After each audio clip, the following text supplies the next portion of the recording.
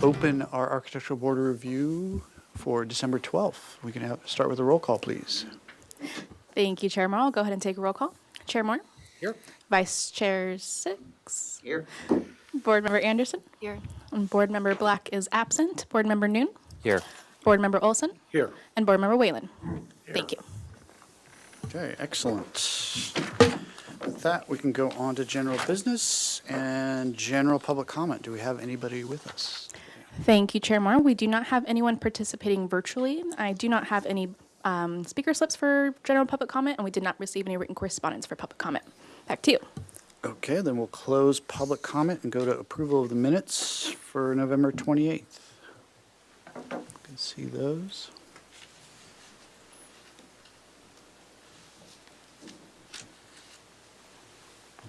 Do you remember how we turned this on? It's something near here. Okay, does anyone have any edits, etc.? Oh, it's underneath.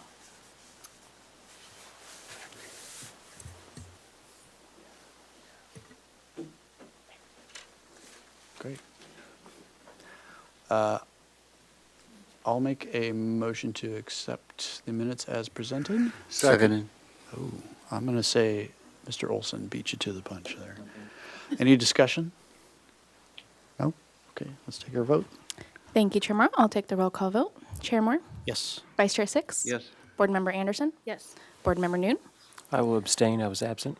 Board Member Olson? Here, And- yes. And Board Member Whalen? Abstain due to absence. Perfect. Motion passes. Thank you. Okay, and then the consent calendar for the 5th, please. Thank you, Chair Moore. Item A on the December 5th, 2022 meeting, 111 North Lacumba Road, project design approval, and was continued. It was given project design approval and was continued indefinitely with the following comments. Item B, 502 East Haley Street. The applicant was not present, but it was continued 2 weeks. Item C, Shoreline Drive. This was a proposal to restore the Japanese garden. This received project design and final approval. Excuse me. This was continued 2 weeks with the following comments. My apologies. Move exact as presented. Okay. Do we have a second? Second. Okay. Question, Any did I understand you correctly that item B was deferred?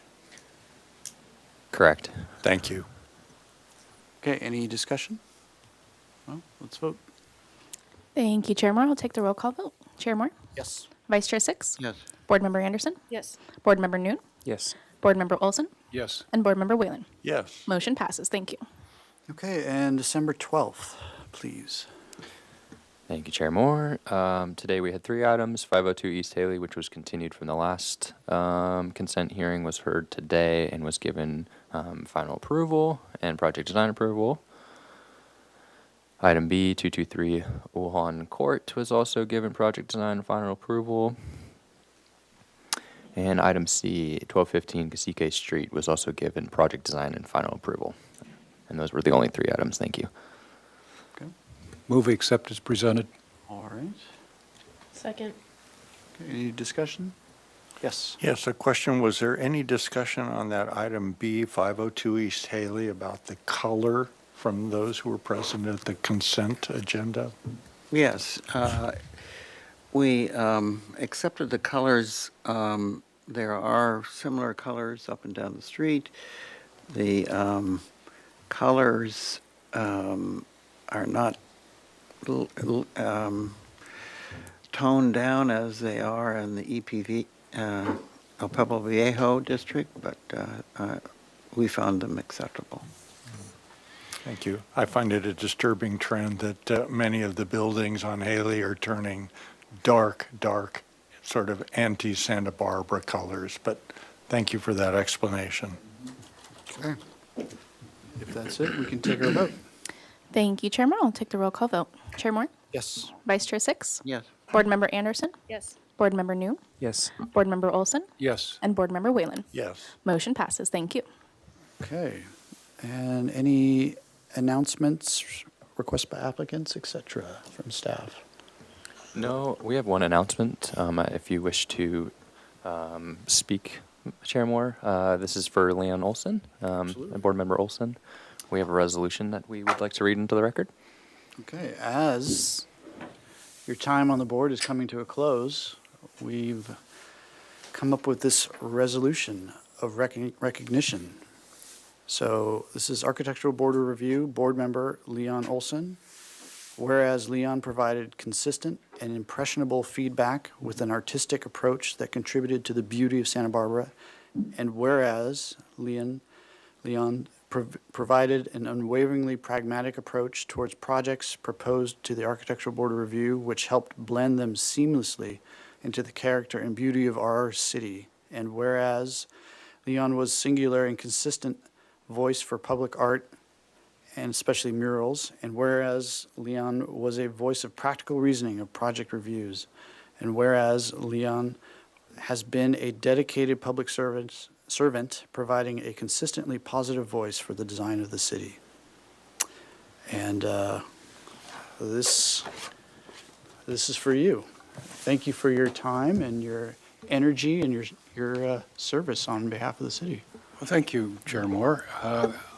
I want to say that it's Santa Barbara community has been quite wonderful to me the 47 years that I've been here, and it's a pleasure to be here. It's enriching in all aspects, and I think in this particular role, it's been an honor, and not only an honor, but also a privilege to serve in this way. And so I want to also thank you, Chair Moore, and Vice Chair Six, and the other commissioners, how much I appreciate their contributions in these 4 years as we've gone through them, and to recognize our staff, often underappreciated but hardworking. And so the experience for me has been a great one, and I appreciate this. Thank you. And if we may take a vote on that as well. yes, we- It will be in the record, yes. Okay, let's take a vote. Perfect. Thank you, Chair Moore. I'll take the roll call vote. Chair Moore? Yes? Vice Chair Six? No. Yes, absolutely. But we didn't read it before. Reread it. Can we reread the motion? Board Member Anderson? Yes. Board Member Noon? Yes. Board Member Olson? Abstain. And Board Member Whalen? Emphatically, yes. Motion passes. Thank you. Yeah, thank you so much for your time, Thank you. and we're sorry to see you go. Thank you. Okay. Okay, with that, any other announcements, et cetera? No announcements. Okay, well, with that, any subcommittee reports? I don't think anyone's met lately. No? Okay, with that, we can move on to item 1, which is 831 Cliff Drive. Come on up.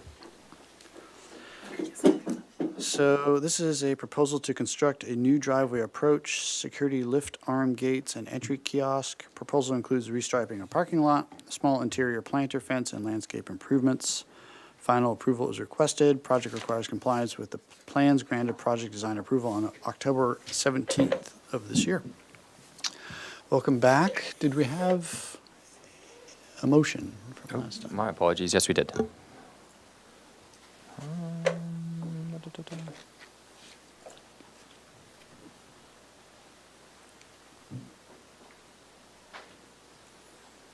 Okay. So this is the motion from the October 17th meeting of this year. Okay.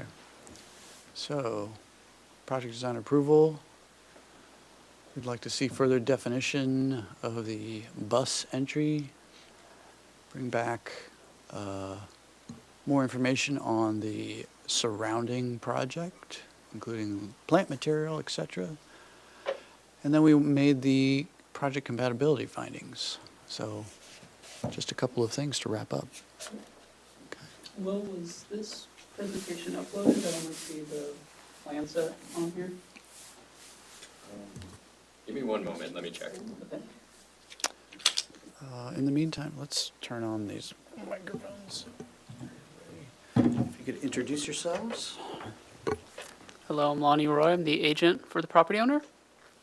Laurel Brady, Earthform Design, landscape architect. Welcome.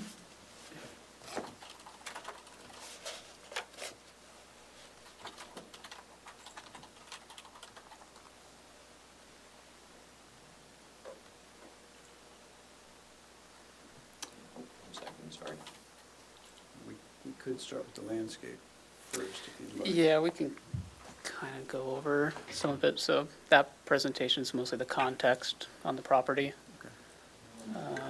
If we want, it's going to be 2 seconds. Let me just. Okay. Yeah, I think that's only fair.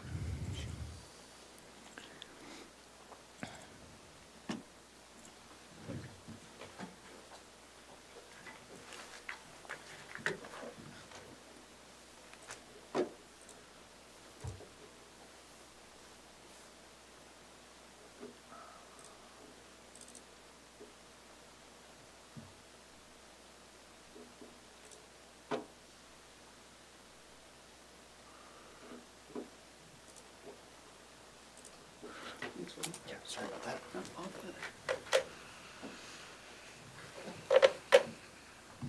Okey-doke. So this is for the Beach City Apartment project, and this is a remodel proposal for the Cliff Drive entry.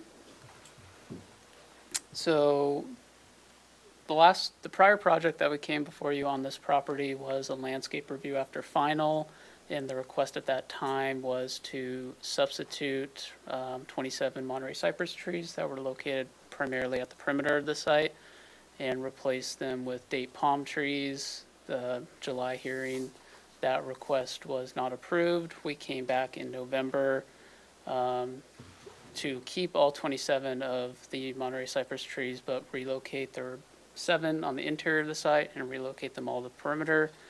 The trees were approved prior to that hearing, and the board approved that landscape plan. And here, oops. It's just a copy of what was approved.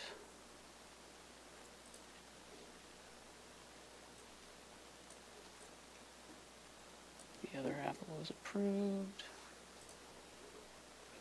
And here is the plant palette that was approved on those plans. I'll just leave it a couple seconds here because I know there's some questions on the compatibility of the entry plant palette with what the remainder of the site was at the prior hearing.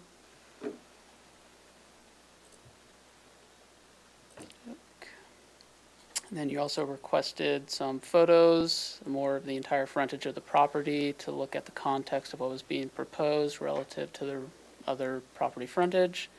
So this is going north on Loma Alta. So this is the other entry into the property, which is currently only used as an EVA. And then there is kind of rough slope landscape that's within the right-of-way. More just annual landscape that's in the right-of-way. And you can start seeing some of the on-site landscape here with date palm trees, and further up we'll get a little bit more of kind of the palm beach aesthetic of Beach City. So this is still on Loma Alta. This is at the street corner here. This slope is pretty much just ice plant.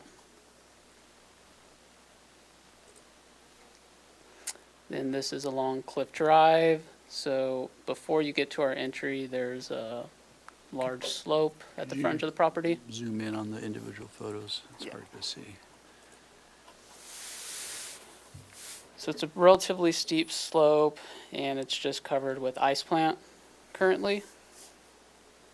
Before you get to the actual entry, you can start to see some of the entry landscape there with palms, succulents, that type of landscape.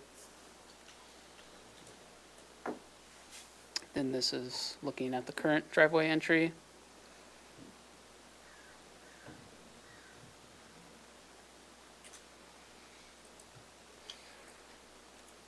More photos of the entry. So you can see it's mostly palms, succulents. There's a few of the Monterey cypress trees that are in this location here.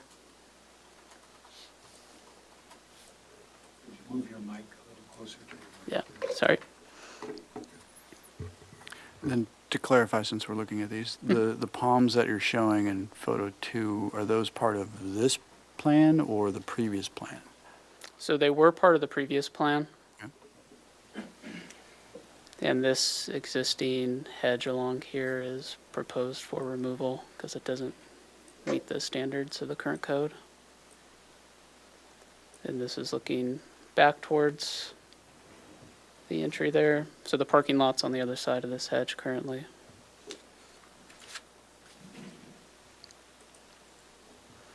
Then this is across the street.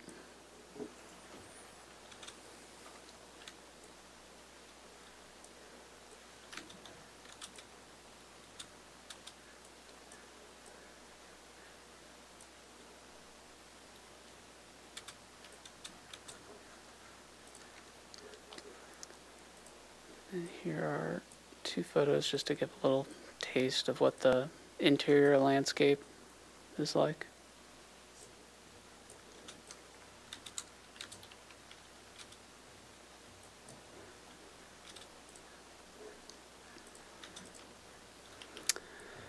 Then there were some questions at last hearing regarding the monitoring of those 27 Monterey cypress trees. So that is included in the monarch butterfly habitat restoration monitoring.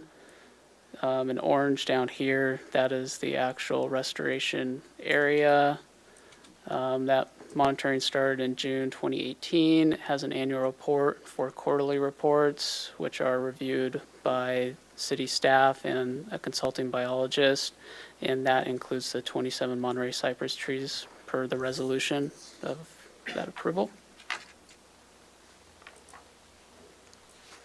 So our proposal here involves the remodel of the Cliff Drive entry at the site highlighted here in orange.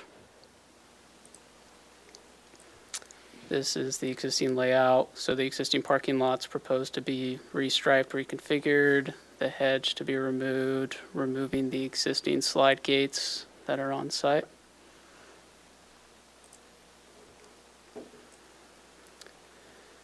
Here's the proposed site plan. I don't think we need to go through this in great detail. I think the questions really had to do with what is the landscape design on either side of this area, and how does this proposal kind of meld into that or not, as the case may be. So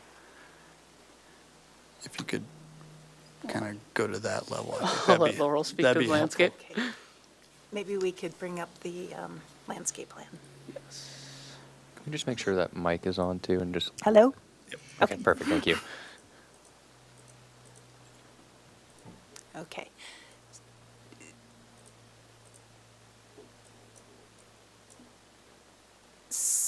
So as you saw, there's the Phoenix dactylifera, the date palms that are throughout the project in 2 or 3 different locations. So what we did was we chose that to be the entry statement around the circle. You can see the 1, 2, 6 date palms that will announce the entry. Over on the parking lot, there's 3 existing jacaranda trees, which we're going to move slightly farther away because they were going to be impacted by the new parking lot. We added 2 more jacaranda trees in the islands, the parking lot islands. And what didn't show on the previous plans was the drip line of the very large eucalyptus trees, which you saw in the picture on the southern part of the plan there, that cast a lot of shade onto the parking lot, and also another very large eucalyptus tree over on the west side, right there, where you're, and then also a large Eucalyptus ficifolia that's in the in the streetscape, right there. And everything else is very copacetic with what is already existing in the rest of the property, which you saw pictures of, that we have a combination of succulents and, where are we? Oh, yeah, the succulents, I opened it up a little bit. We have a gate now across the front instead of the hedge, and basically some lower ground covers, as was requested from a couple of reviews ago. Yeah, and then I think part of what those photos I think were showing is that along Cliff Drive, this really is the only landscape of the site that's really seen. The remainder of the frontage is a slope with ice plant.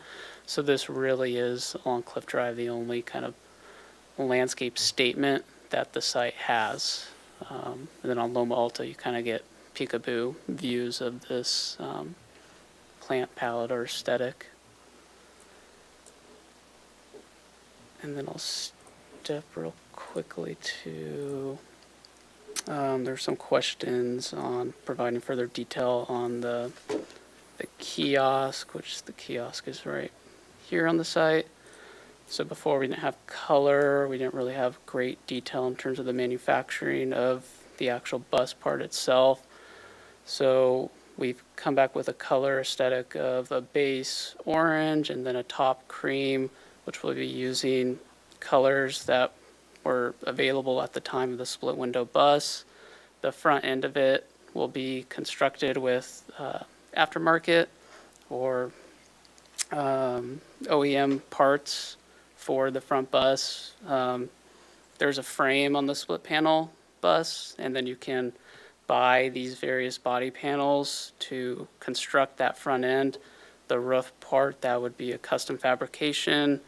You can buy the side doors and cut that off, and then the top window portion, that would be a custom fabrication. So we'd have a local manufacturing shop provide shop drawings for the manufacture of that, and it would be attached to the aluminum or galvanized metal kiosk beyond it. And those were most of the changes to the proposal. Per your recommendations, we did add directional signage in the central median area, which would be here. And on the site plan, we are calling out bollards to protect the transformer per your recommendations in the prior hearing too.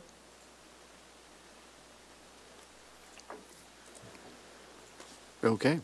Does that conclude your presentation? I believe so. Yes. Okay. Well, let's open public comment for this item. Thank you, Chair Moore. I currently do not have anyone participating via Zoom. I also do not have any speaker slips, and we did not receive any written correspondence. So back to you. Okay.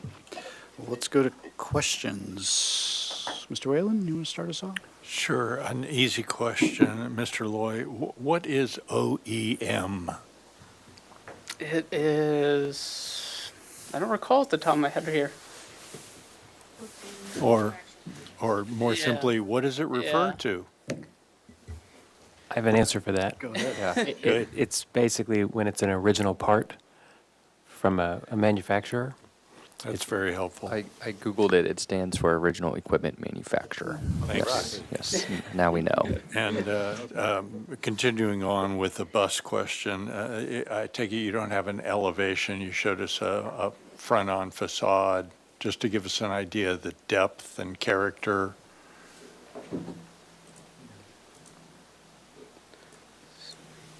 Here is the elevation and sections.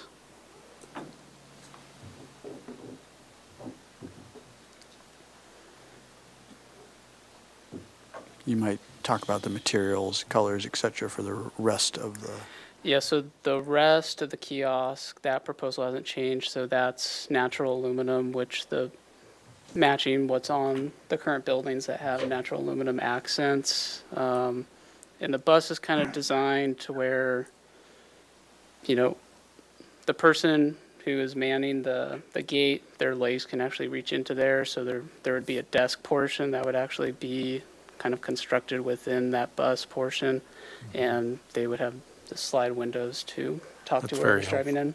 That's very helpful. Thank you. Yep. anything else? No? All done? Okay. Mr. Olson, any questions? If I had a question, they would center on landscaping, and I'm sorry Mr. Black is not here because I think we would rely on his advice on this issue. I know he had a number of specific observations and questions when he looked at it before, and I'm at a loss to remember what those were. So Please. Is Yeah, it okay? yeah. I might be able to help you with Great, that. thank you. Originally, we had palm trees in the islands, Uh-huh. and what he had requested was a more of a canopy tree in those islands. So we switched it out to correspond with the existing jacarandas that are already on site. As you recall, that was mostly what he was asking for. I think that was the main. Yeah. It was mostly that, and then contextually, if what was proposed made sense with the remainder of the frontage and then what's on site as well. Right. The concern had to do with shading the blacktop of the parking lot. That's all my questions. Mr. Noon? No questions. Vice Chair Six? No questions. Ms. Anderson? No questions. Okay.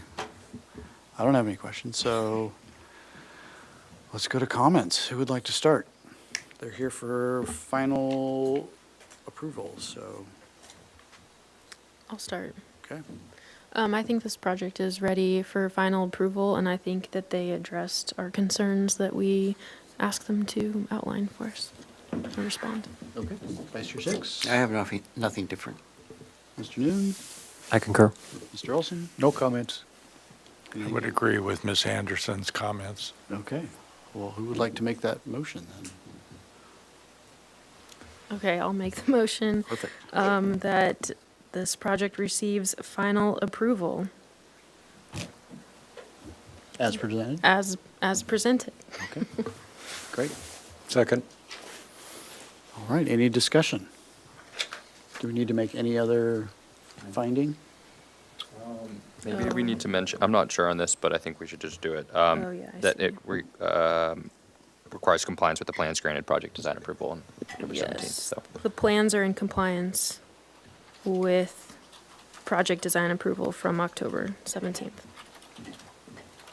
Okay. We don't need to read that back. I don't think. Okay, let's vote. Thank you, Chair Moore. I'll take the roll call vote. Chair Moore? Yes. Vice Chair Six? Yes. Board Member Anderson? Yes. Board Member Noon? Yes. Board Member Olson? Yes. And Board Member Whalen? Yes. Motion passes. Thank you. Thank you very Thank you. much. Thank you.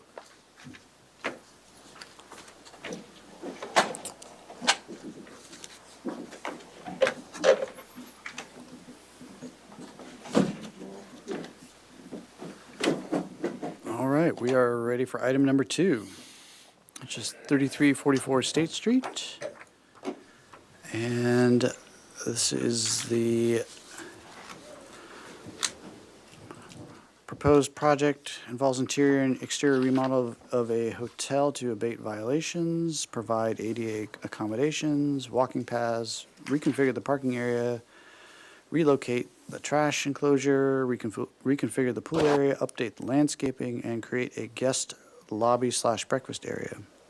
The project received approval of 2 front setback modifications and parking modification, and a waiver by the ABR for alternative landscape design is also requested.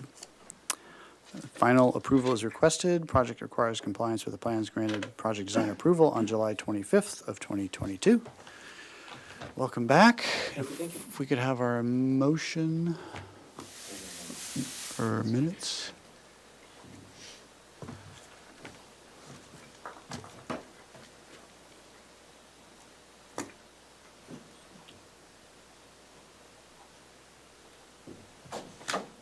Okay. So, project design approval. The board appreciates the detail and architecture of the project. And then we found the compatibility findings have generally been met. So the last, it looks like Mr. Six, Vice Chair Six would like to see the knee braces eliminated. So not a lot of comments. Well, number 4 is really important. Ah, there we go. The board requests that their landscape architect be present for questions. Excellent. So, hopefully we have further development of that and more Yes. information. My name is Paul Zink, and I'm the architect, and with me is, Brooks Mickelson. and she's the landscape architect. Great. So, let me see if I can do this. I want to zoom in and talk about the knee braces. All right. And show you the details for that. Oh, come on, there we go. So this is the existing hotel. The knee braces that are white were put in there without a building permit.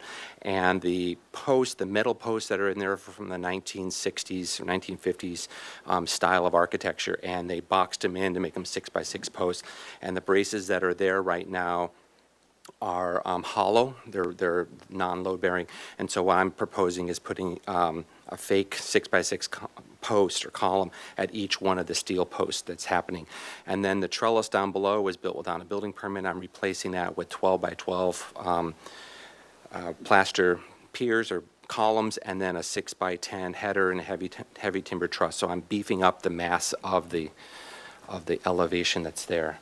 And the other part that I want to point out that we're doing on this building, whatever. So sorry. Let's see if we can do it this way. I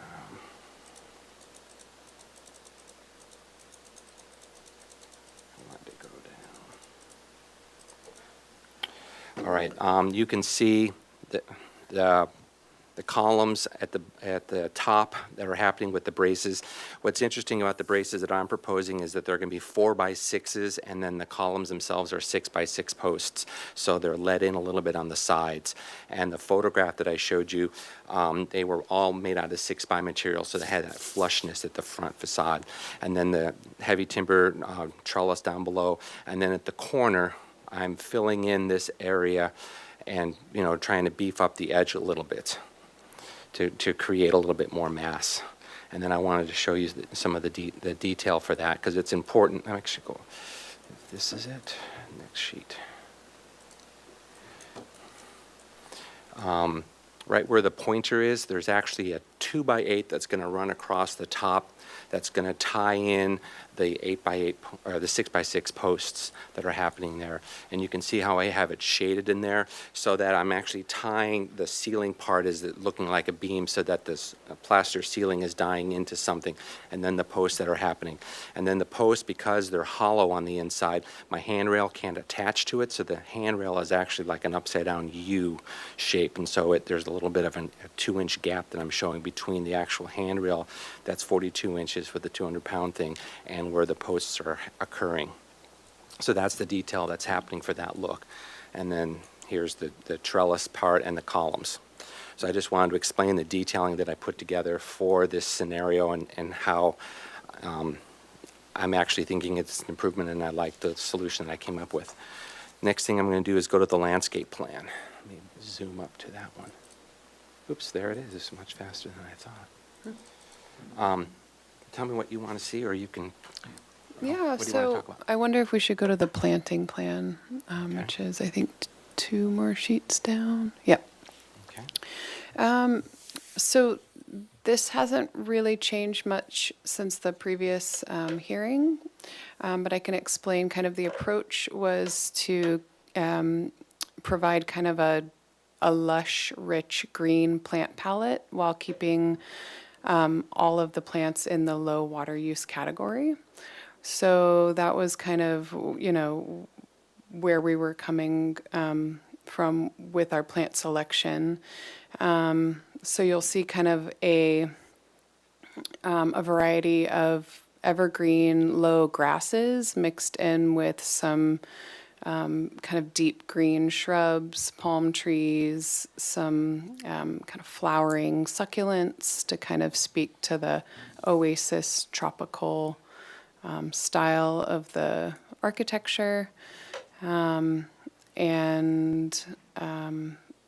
also just trying to maintain the height limitations within the site visibility triangles and then along the right-of-way edges.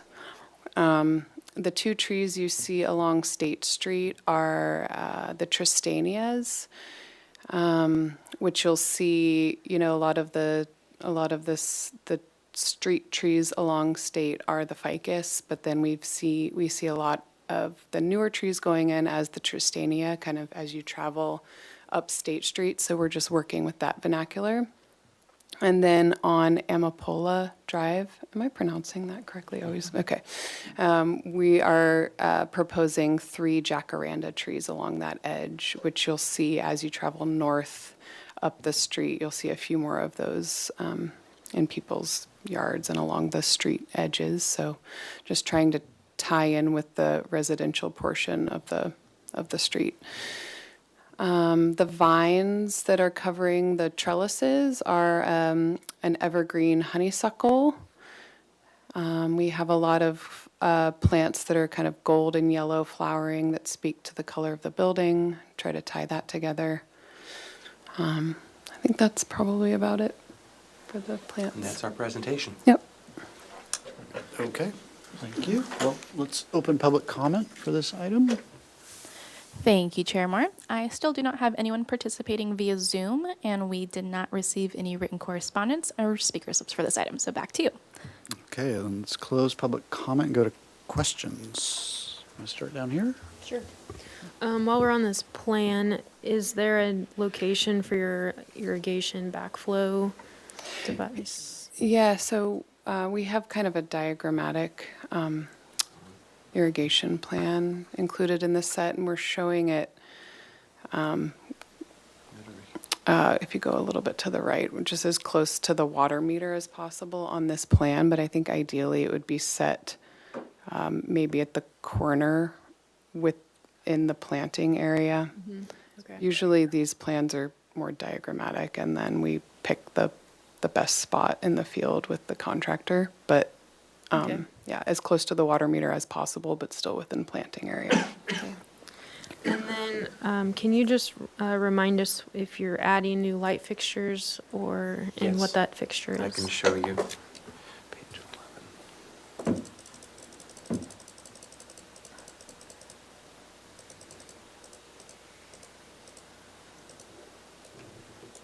Oops, not that one.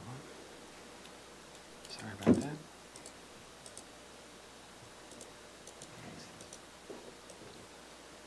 That's 2-1. Sorry about that. That's the one. I have a big light fixture for the pathway lighting, and then there are some spots that are going to be in the trellis themselves, and they're all downward facing. So on the plan itself, right here where my hand is, this is one of the Bega light fixtures, and it wraps the perimeter around the pool area, and there's one over here. And then with this little arrow is, there's the spots in the trellis, the center at each one of the columns. I have them here, here, here, here, here, and one spot at that location to eliminate the ground pointing downwards. So those are the 2 light fixtures. And they're going to be the type that go to a low light, and then if you approach it, motion sensor, it goes to full bright for a minute or 2, and then it goes back to half light. Okay, and the finish on that is just anodized bronze? Correct. Okay. Those are my questions. Okay, Vice Chair Six? Yes, back to the backflow preventers, are there significant screen plantings in those areas so you'll have opportunity to screen them when you decide? Yeah, so the kind of like dense low shrub that we're proposing, where you see the RU, is the Rhaphilepis, and that can, usually be maintained anywhere between 2.5 to 5 feet, depending on what So you your want. goal is to locate it behind those raphiolas? Correct, yeah. And just out of curiosity, how does one, I understand the State Street sidewalk with its parkway and so forth, but then it rounds the corner and goes to Amapola. How does one, what is sidewalk and what is planting, and are not those new trees in the middle of the sidewalk disrupting the sidewalk? I don't I'll understand. answer that question. We weren't required to put in a sidewalk as part of this project, so what we did was we planted the street trees as if there was a sidewalk, and if the sidewalk plan for the city is to put in a sidewalk, we wanted to not have any landscaping in that area. So what is the white either side of the, That's going to be decomposed granite. okay.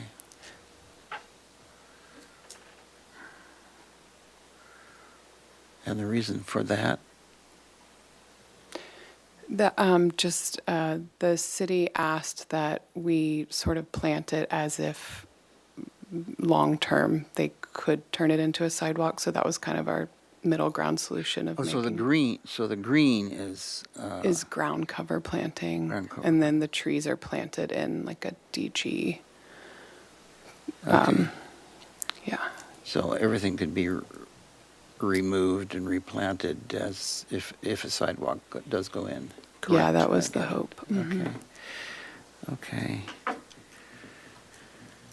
And I don't quite understand your lighting, Mr. Zink, on the trellises. What, those would be focused mounted on an inward beam and then On the focused? inward beam, and I don't have a problem with the exposed conduit on the beam itself because of the landscape vining, and they would be pointing down towards the pavement. They just occur to me as less decorative or sensitive to the fine architecture you've done here. They look like security spots, and I just wondered why that particular fixture as a selection. It had the bronze coloring, and it had the housing that's on the top for the dark skyness, and it was just to point down to the ground and not to be looked at. It's just happens to be in the middle of each one of the columns in the spay, just to illuminate the ground, and it was not supposed to draw attention. They would be pointed straight Oh, down. 100% straight down, yes. As opposed to spread out. Oh, no, they were at the side of the beam going downwards. Okay, they look like they could be moved around and. They probably, they- I mean, yes, they could be going, yes, but that's Okay. not the intention. The intention was to have them go downward I get it. Okay. against the beam. That's my question, thanks. Okay, Mr. Noon, No questions, thank you. Mr. Olson, No questions. Mr. Whalen. One small question back to the planting plan. Mr. Zink, to the, what would that be, east of the ramp, there appears to be a small paved area. Right here? Is that for signage? What is going on There's there? currently a monument sign that's there, and there's a little concrete pad planter box around it. Yes. And so we're just sort of memorializing it and keeping it. And is that raised from the Yes, it walkway is. level? Yeah. All right, that's all I had. Thank you. Okay. I'm sorry, I have one more follow-up question. The honeysuckle, is that the vine that Mr. Black always comments on being too aggressive and heavy and taking over buildings and so forth, or is that honeysuckle a light, less aggressive Well, there's species? There's a few different varieties of the honeysuckle. There's one called the giant Burmese honeysuckle that is, Heavy and yeah. aggressive. Can you scroll down? Sorry, I just want to sorry. make sure. That's okay.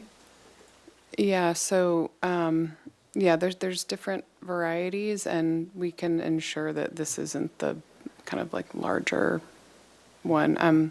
We use it quite a bit, and I feel like in a more contained planting area, such as these, where the roots don't have too much room to grow, they kind of fit to the space a little bit better than if it were in like a giant field or Okay. something. Well, if you're confident that it won't be a monster after a while, then Yeah. we're good. Thanks. Okay. Okay. Just a follow-up question on the lighting. So what is the lighting currently in that walkway along the hotel rooms? Is there a downlight? There's no lighting in the parking lot right now. They just rely on the lights that are on the wall by the doors. And my goal was to have some lighting between the cars and the actual sidewalk leading up to where let's just say the walkway is in front of the doors. So the purpose along the building 4, the 2-story building, was just to illuminate the ground as people were walking from the cars in. Then the trellis that walks towards the front building. Could you point Yes. at it on the, so everyone can follow along? Okay. Let's change that to 11. So this is the trellis that walks towards the front office. Right where the hand is right where the light fixture is, and it's on the street. It's on the opposing street side, so it's not facing the street. It's facing the pool, let's say, and it's going down towards the walkway. And so that purpose is just to illuminate the walkway path instead of having fixtures in the actual columns per se.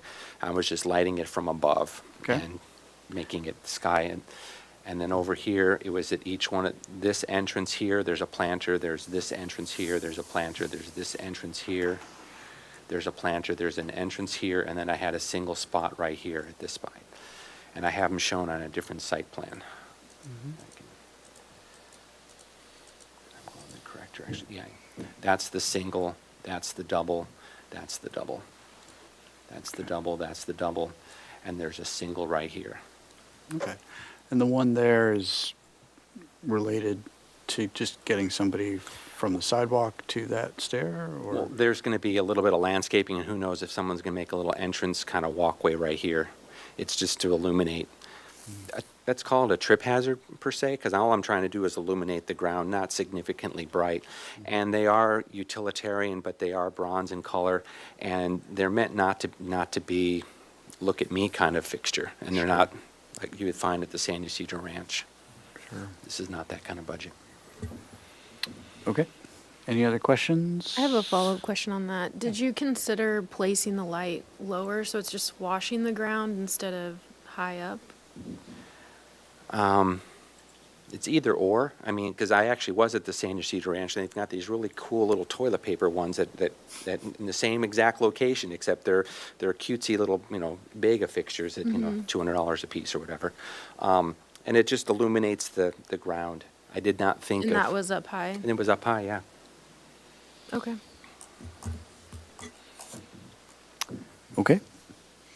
Well, let's go to comments then, if we're ready. Would you like to start? Yeah, I feel like this project is ready for final approval. I mean, I'm a little concerned about the lighting, but I'm not really sure if I'm willing to hold up the project for it, so that's my question, or comment. Okay. Vice Chair Six? I feel exactly the same, and I want to compliment the architect and landscape architect on a finely thought-out project, and the detailing is done well. Okay. Mr. Newton? Yes, I agree. I think it's ready for final. Mr. Olson? I agree. Mr. Whalen? I too agree it's ready for final approval. Yeah. I agree. I am also a little concerned about the lighting as well, especially just not knowing the intensity of that. Is it going to be something that sort of, is really bright, too bright? But, I think we need to trust the designer and go with his design. So, If I could add one comment, if you look at the Bega fixture up there, it has a 7.9 watt light bulb, and the spotlight has a 6 watt LED light bulb. So there are different choices, and I chose not to get like an artificial sun kind of protect my trash cans kind of spotlight. yeah. Okay. All right. Well, would somebody like to make that motion for us? Sure, I move that this project receives final approval as presented, and the plans are in conformance with PDA granted in July. All right. I'll second that. Seconded by Vice Chair Six. Any discussion? No? Okay, let's take our vote. Thank you, Chair Moore. I'll take roll call vote. Chair Moore? Yes. Vice Chair Six? Yes. Board Member Anderson? Yes. Board Member Noon? Yes. Board Member Olson? Yes. And Board Member Whalen? Yes. Motion passes. Thank you. Thank you very much. Thank you. All right. All right. So we are a little ahead of schedule, but we're okay, I think, right? Yeah. Four, The next item's scheduled for 4 o'clock. Yeah. Grooving. Oh, I think we did that for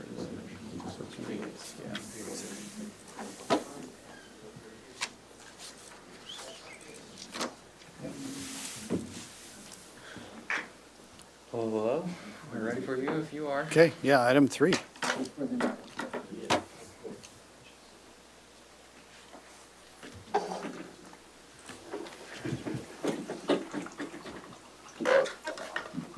mic's on too. Okay, thank you.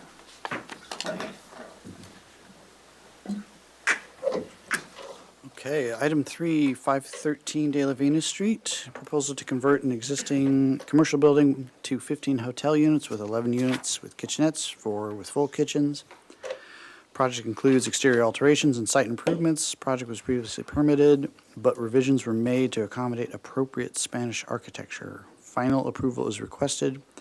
Project requires compliance with the plans, granted project design approval on October 31st. And if we could have our motion up from last time.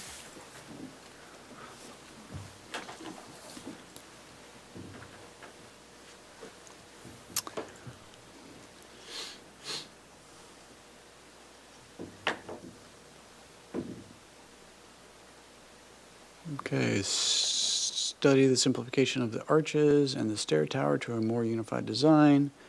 Provide specific information on the location and disposition of the mechanical units. Address privacy issues from the roof deck. Look at redesigning the landscape plan to be more compatible with the building and planting spaces. And then we made the compatibility analysis. And we appreciated the redesign. And we appreciated the redesign. Okay, welcome back. If you could introduce yourselves.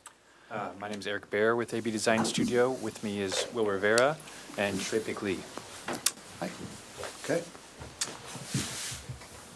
And we brought an additional rendering that was not included in the submittal set, if that's allowed to just pass around we found it helpful.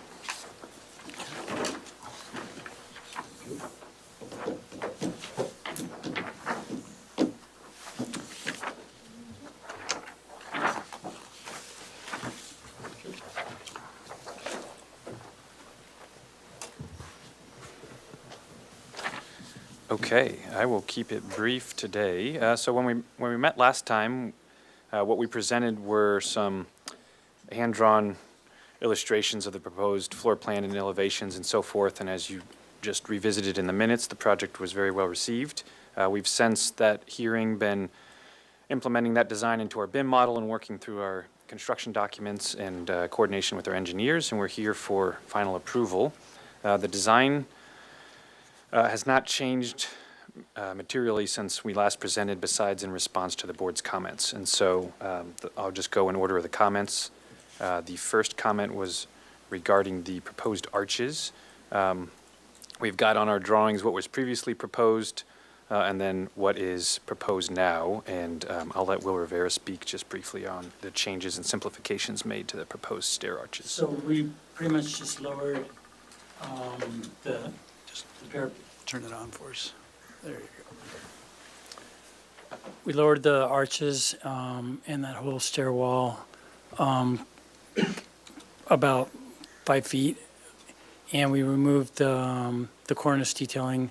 Basically, that was at the bottom of the arches to kind of simplify the design, and that's pretty much it. We just kind of simplified it and cleaned it up, so it's less visual from the street. And I think the primary concerns were that of the street elevation, which we can see here. So as Will mentioned, the most major change was just bringing down the top of wall. Before it was up even with the parapet, and we've brought that down notably. You can see that also on the rear of the building. We had the proposed archway here, and what that's been simplified That's to. That portion is the only area that we left up because we wanted to be able to have the people, as they were coming down the stairs, to look out through the arches. I'll share that on the other elevation. How do I zoom to extent again? Is it Control Z? Control 0. Control 0, thank you. Yeah. Next sheet. The north elevation, mostly unchanged, but the south elevation, which is the parking lot side, looking back at the building, again, you can see the previously proposed arches and the simplifications made. The other comments, moving on in order, were the mechanical units, and so the board had some just questions around what was being proposed with the mechanical units for the hotel. We've confirmed that with our engineer that all the condensers, they're all mini splits, and the condensers can all be located down in the garage, which was one of the potential suggestions from Chair Moore. So we've confirmed that all the condensers will be in the garage along, I think we've got them located along the south wall of the garage, so they're not on the property line wall, but they're on the south wall here, mounted on the wall up high. The next comment was regarding privacy concerns with the neighbor to the north, and so our proposed solution for that, which was a good concern, was we're actually proposing to add a secondary partial height wall that's 6 feet off of the exterior parapet wall. And we're going to use that space. That'll create a little bit of a dead zone that we can use for storage, that the hotel can use for storage of rooftop furniture and whatever items may be needed, but it'll keep guests off of the exterior wall and back 6 feet. So there won't be any visual privacy concerns overlooking that wall, and there won't be any, potential hazards with people standing right up against that wall. The board's final comment was regarding landscaping. So we went back and discussed that with the owner. The owner did not wish to revisit any of the previously approved landscaping, and was just wanting to pursue the revisions to the exterior building itself. So with that, I'll end our presentation, and we can be available to answer any questions. Thank you. Okay, thank you. Let's open public comment for this item. Thank you, Chair Moore. If anyone participating via Zoom would like to speak on this item, please raise your hand and we'll call on you. Not seeing any raised hands. We don't have any speaker slips, and we did not receive any written correspondence for this item. Back to you. Okay, let's close public comment and go to questions. Mr. Whalen, you want to start us off? No questions, Chair Okay. Moore. Mr. Olson? No questions. Mr. Noon? None. Vice Chair Six? Did we have, we did approve the previous proposed landscape plans? We did. We did, yeah. So this project received final approval at an earlier iteration and has gone through the permit process and was back previously for a review after final of the changes to the building. Okay. So that approved landscape will be incorporated into the construction? Correct, no proposed changes to that. Okay. All right, thank you. Question for staff. So when a project like this comes along, previously not proposing much change on the exterior and a kind of a landscape plan is approved related to that exterior, and then returns with extensive rework of the exterior, what is the board's prerogative in that case? The board can comment on landscape as much as they wish, yeah. So it doesn't, just because a previous approval had occurred, since they are coming back for a revised design, it still opens up landscape for board's comments. Okay, thank you. Ms. Anderson? Okay, on the east elevation for the balcony over the garage, was there any consideration to making that all ironwork and less, heavy for the floor balcony? We looked at that several ways, Board Member Anderson, and in fact, we actually looked at it all solid and kind of landed with what you see here. So there was consideration in several different ways. We looked initially at just an all-iron Juliet balcony, but felt it needed a little bit of substance along the front of the building. Okay. And then can you go, I think it's the west elevation, is that the creek side? I believe. I'm sorry. Yes. Oh, yeah. So on the hand-drawn, it looks like there's an arch that's the arch in the front of the Set building. back. Oh, okay. And so now what am I looking at in the... Now, this is actually one of the entry doors into one of the hotel units. I think this hand drawing was probably just misrepresenting what that would look like back. And correct me if I'm wrong, Will, this archway here, I believe, is her question. Couldn't have the archway because there's no, Open back there. place for the arch to land. It's basically an opening, so the parapet at the stair just basically goes across, and underneath it, it's open below, so there's no way for an arch to actually terminate, so that's why we didn't do an arch. Got it, okay. You can see that better in plan Oh, here, thank where you. that would, Yeah, there's this sort of niche for the entry door into Hotel Unit 15. right. Okay. And then can you just show us what the previously approved landscape plan was? I was on that consent board and it was very minimal. Yeah, there's not much in the way of opportunities for landscaping, so there's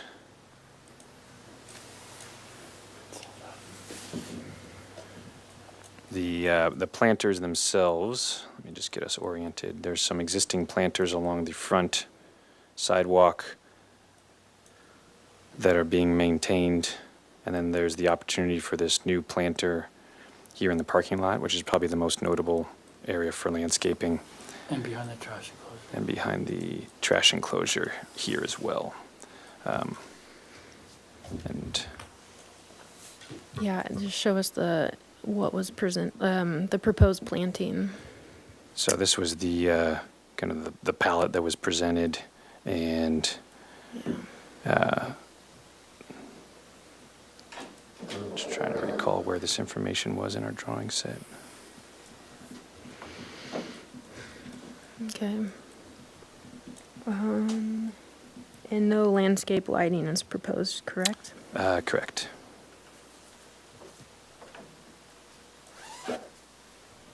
Okay, those are my questions.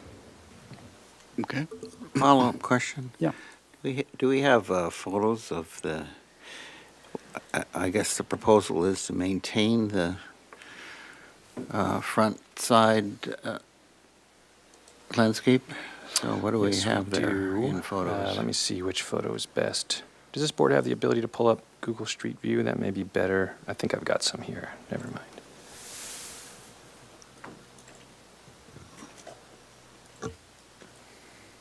Yes, if the board wishes to see Google Street View as well, we can.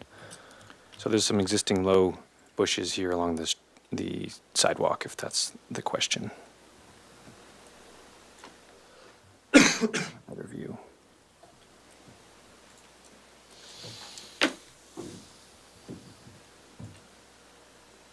I think that's our best angle.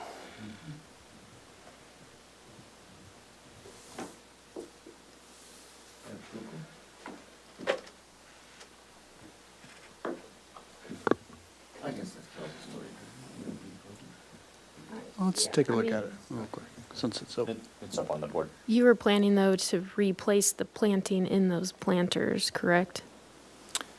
We were, and I apologize, I was just trying to find where in our set that was represented. I see the photographs of the proposed imagery of that, but I don't see the plant callouts themselves. I think this was irrigation information. Do you recall, Will, where we had our plant types called out? No, I thought it was just under the photos, but it doesn't seem like it's there.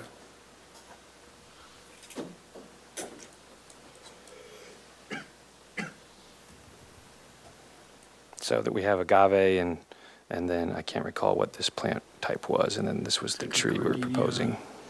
And It seems our text has disappeared beneath these imagery.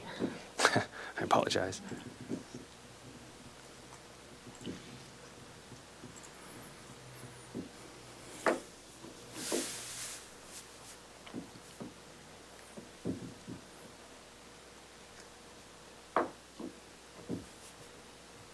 Done?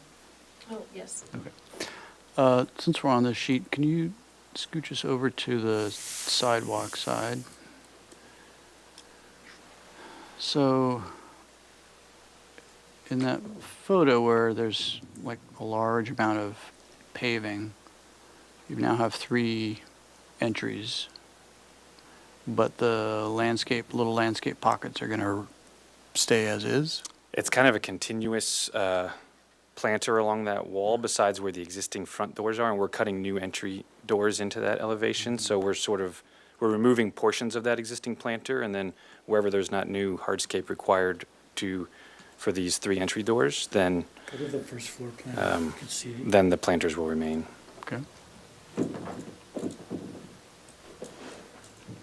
You can see the planters there straddling between the door openings, going up against the side lights. And continuing on up through the wall fountain and to the other side as well. Okay, so that leaves like a 9-foot strip of pavement then, kind of? Approximately, yeah. And then it's sidewalk and parkway? Correct.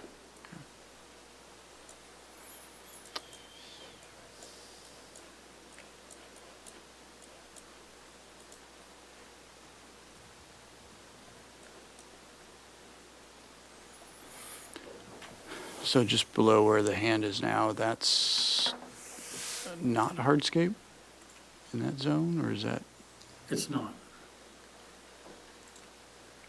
but in your new plan, that would become concrete? This is where the fountain is, The correct? fountain will go right below the 517 address, Mm-hmm, and then we'll continue on planting to the other, on both sides of it. okay. But it appears that there's new hardscape in front of the fountain, or is that? Yeah, we had to, the building department required there'd be hardscape in front of the planters for accessibility circulation so that we didn't have to send people off property. Right. So we just decided to align that front of planter with the front of planter along the rest of the facade. Okay. Any other follow-up questions? Or we go to comments? Okay, let's go to comments. No comments, Chair Moore. Okay, Mr. Olson? No comments. Mr. Noon? I'll just say I find it ready to approve for final. I will add, I think the solution to remove the mechanical to the garage was a very successful. The walls you added for privacy, successful. I don't particularly agree with the change of the arch, but certainly not, wouldn't ask to come back or just wanted to throw that out there. So. Okay, Vice Chair Six? Yeah, I think the changes, whereas they weren't in the upper arches and so forth, weren't as radical as I would have liked to have seen to simplify things. I think it's acceptable. As we spent a lot of time questioning, I'm a little disappointed in the front landscape areas, and I just question whether, with this significant amount of work and great improvements to building, why we need to be stingy on that front landscape area. Okay, Ms. Anderson? Yeah, I think the applicant responded to most of our comments in a positive manner. I also agree with the landscape comment. It came back a few times to consent calendar, and a lot of the questioning was around the landscape and that the palette wasn't very creative. And if we have a chance right now to say something, then I'd say I think an improved landscape plan would actually benefit the project and increase the value of it. And so I would recommend coming back on consent with an updated landscape plan that actually reflects the changes that are done to the architecture. Okay, thank you. Well, my own thoughts are similar to those. I think the previous landscape plan was probably approved based on the minimal changes that were being done to the exterior of the building. So there was sort of in proportion, right? Right. So now here we are, and I think you have the opportunity to tune up that frontage a little bit more. Otherwise, I think the architecture is great. I think everything else is good to go at this point. Question, can they just come for a review after final with landscape? Is that possible? So they can just keep going? Absolutely. Okay. Do you want to make that motion? Sure. Okay. Go. I know, dang. 3 for 3. All right, so I propose we approve this project for final approval with the following comments: that the applicant return for review after final with an improved landscape plan that takes into consideration a more creative palette that reflects the proposed architecture. Okay, seconded by Mr. Olson. Any discussion? Just one Oh. quick one, if I could. So the applicant did comment that the owner didn't want to change the landscape. Are we stating that if they come back, it won't, I mean, we're giving it final. If they come back and the owner says no, what are we? If I may clarify too, so Board Member Anderson's comments are not binding. So it's not a shall statement. It's a we suggest that you come back. So that's up to the board. You can continue this project to consent. We have an opening next week, but it's up to the applicant team as well if landscaping. So it's up to you guys, or the board, excuse me. And to clarify, Ms. Anderson, was that your intention to give them an option, or? No. That wasn't my So- intention. Would you like to pull your motion I and guess. restate? Yeah, Okay. that's unfortunate. Okay, well then, I guess my motion would be for indefinite continuance back to the consent calendar, provide, and then the rest of my statement. So provide a landscape plan that actually provides plants that reflect the architecture. So planting plan that, Okay. let's see if I. And do we have a second? Second. Seconded by Mr. Olson? Second. Okay, any discussion? Yes, I think that's appropriate, Ms. Anderson. I support your change of motion. Okay. Would the maker of the motion accept some additional language to ask for a enhanced landscape plan providing greater landscape along the frontage? Just to be more specific. Greater, like, more variety, or you mean more? More area of landscape coverage along the frontage? I mean, if possible, yeah. If there's a possibility to add more. Okay, I think there is. but- Okay, then yes. We might need you to reread that. Yeah. Can I ask a question?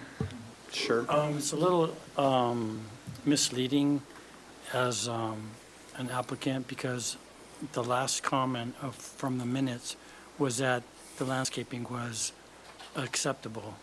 So now you're saying that it's not. Last time we asked for redesign of the landscape plan. But read the minutes in the very last item on the minutes. I don't have them in front of me, but can somebody pull them up and read them? Sure. I can do that. I mean, we do say the project includes an appropriate amount of open space and landscape. If staff may interject as well, this may be confusing because these are typical project compatibility findings, and so these generally are made, they're just read back into the motion, so that makes sense as to why it would be misleading. And I think, although there was project design approval given, further information and detail is always expected as we get into final approval. So I don't think it's a dramatic change that's being requested. I think it's just a small change. At least that's how I see it. Yeah, I agree. Is it possible, you said there's an agenda that's open next week, is it possible to have it? Most certainly. We can continue it 1 week as well, so we can make that. Okay, yeah, we can change that.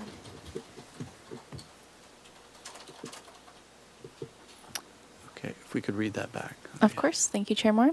The motion is continue 1 week to consent with the following comment, that the applicant shall return with an improved landscape plan that includes greater landscape along the frontage and that takes into consideration a more creative palette that reflects the proposed architecture. Okay, Sounds good. all right, let's take our vote. Thank you, Chair Moore. I'll take the roll call vote. Chair Moore? Yes. Vice Chair Six? Yes. Board Member Anderson? Yes. Board Member Noon? No. Board Member Olson? Yes. Board Member Whalen? Yes. Motion passes. Thank you. And may Board Member Noon state his reason for, I support the project. I just did not support the motion to include the landscaping. Okay. Thank you. Thank you, board members.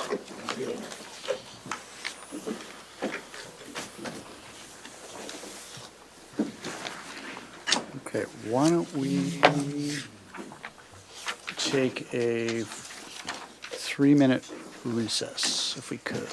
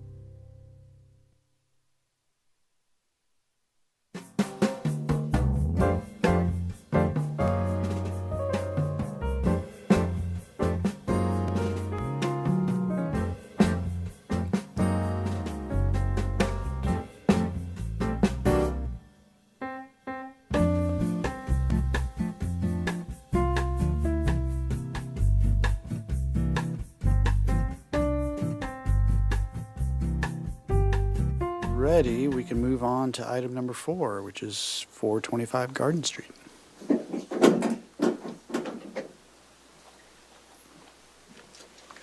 Okay. The project consists of demolition of all on-site structures and construction of a 4-story, 36-unit residential complex with common rooftop amenities, 2 moderate income rental units, 4 very low income rental units, and 30 market rate rental units. No parking on site. Consistent with the AUD ordinance, the project is proposed at a density of 94.7 units per acre, which is allowable with state density bonus law. Project design approval is requested and requires compliance with the project compatibility analysis guidelines and was last here November 14th. Welcome back. Good. There you go. Thank you. Introduce yourself. My name is Greg Reitz. I'm the project applicant. Great. And let's just take a quick look at the many comments that were made last time. I'm not going to read them all out, but if we could familiarize ourselves with these.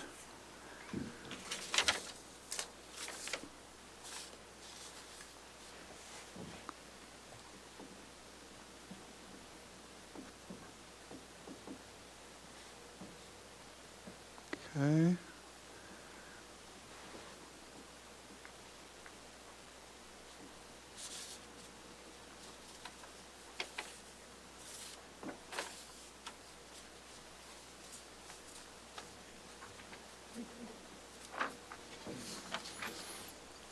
All right.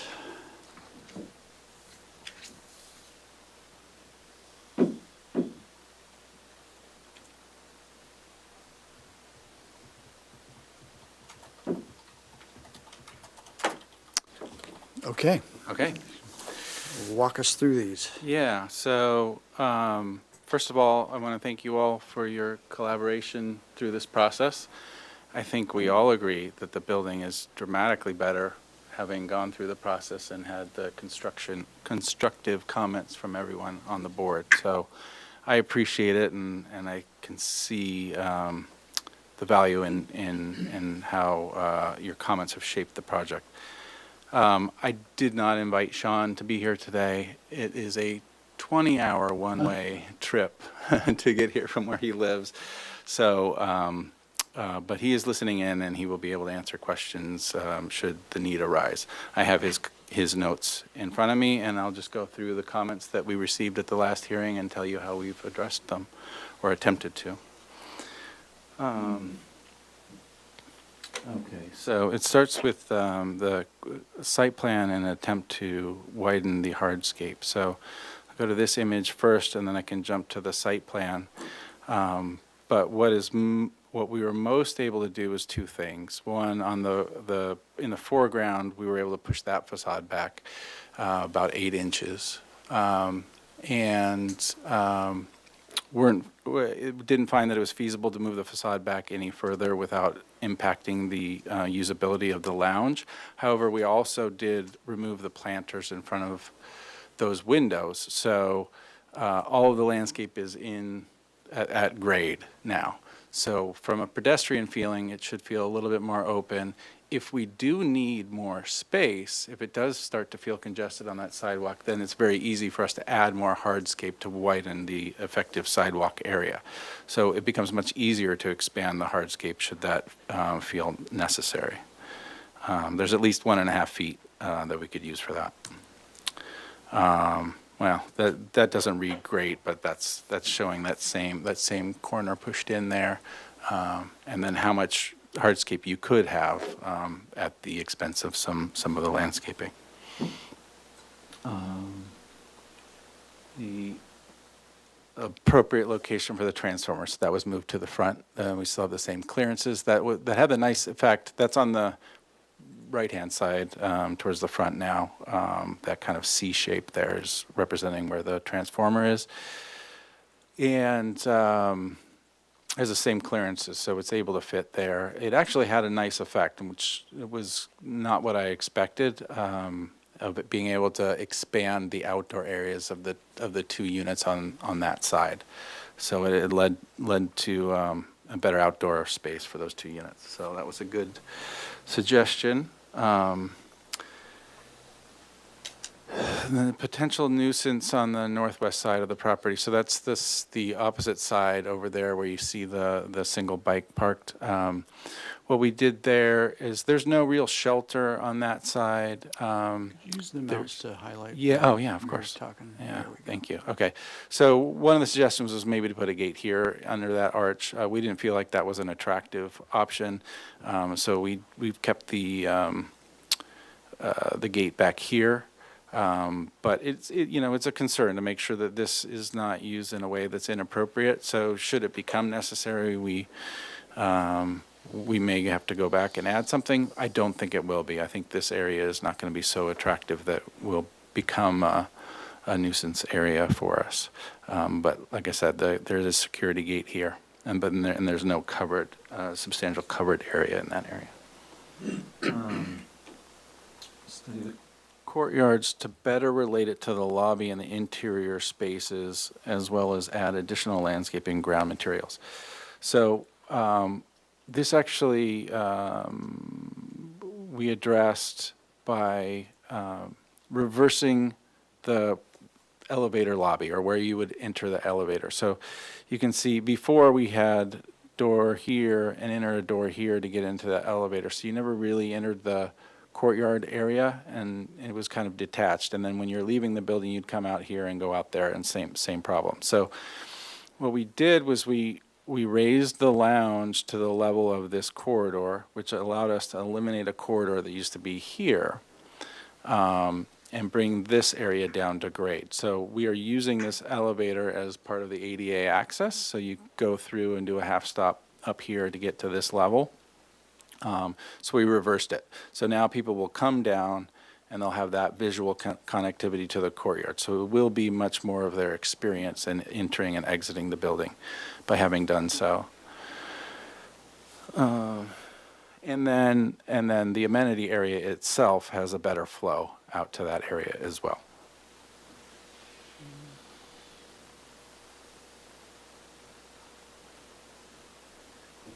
Okay, and then question about, well, there's a colored area of the plan. Question about more finesse, more finesse in the upper stories of the windows and sizes and types. So what Sean has done is he's looked at historical references and found that a lot of the fourth floor windows tend to be smaller and different than the ones below, and so that's what he's done in addressing that comment. And as we're here, you can also see in raising the floor of that lounge, it has changed the fenestration here and raised the sills as well, and then made a much more consistent read across the facade of the ground floor windows, which I think is another comment that I'm going to get to in a moment. There's a comparison of the fenestration on the fourth floor. This is the before here, and this is the after there. Uh-oh, that might have been Sean texting me.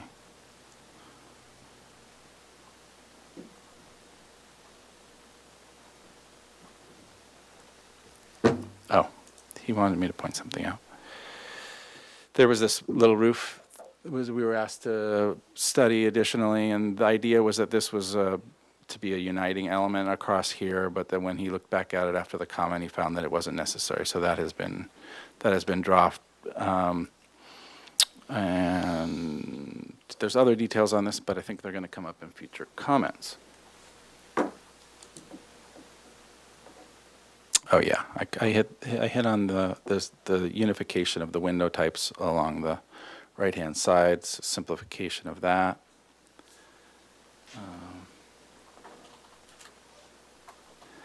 And then the next one was, well, let me go to a different image.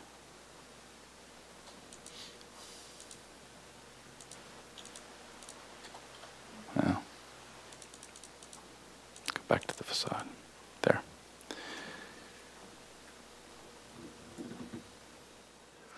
study different language, perhaps lighter in massing of the 2 stories above the main entry where the covered balconies are. So what Sean has done here is a couple things. One suggestion that we got was, just this partial roof here. I think that really dramatically changes the feeling of the massing of this area. He also lightened up the structural elements of this loggia and raised the wall a little bit, lowered the wall a little bit, and so we have a little bit more wrought iron, a little bit more open. So I think the overall massing of that feels better. And frankly, I think part of this is suffering from just the rendering as well.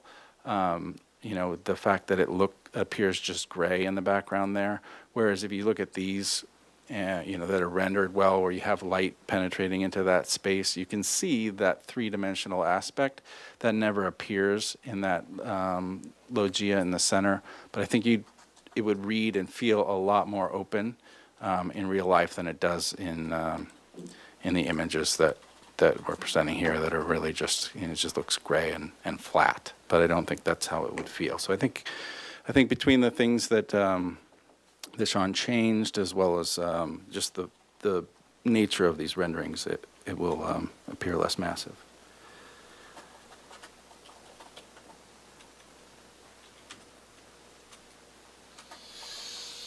Okay, and then the belly band and the trash room. Okay, so Sean felt that this was just a very utilitarian door. He didn't feel like there was anything much that he could do to make it feel more Spanish. So in response to this comment, instead he felt like adding this lattice here, and then there's a lattice back against this wall where we could grow bougainvillea, would create a much more Spanish style and feel to that area. To address the, kind of utilitarian nature of that wall area and make it more beautiful.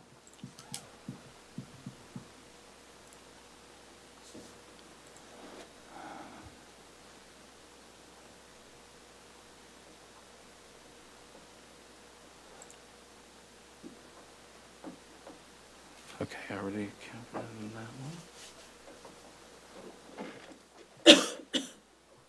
Okay.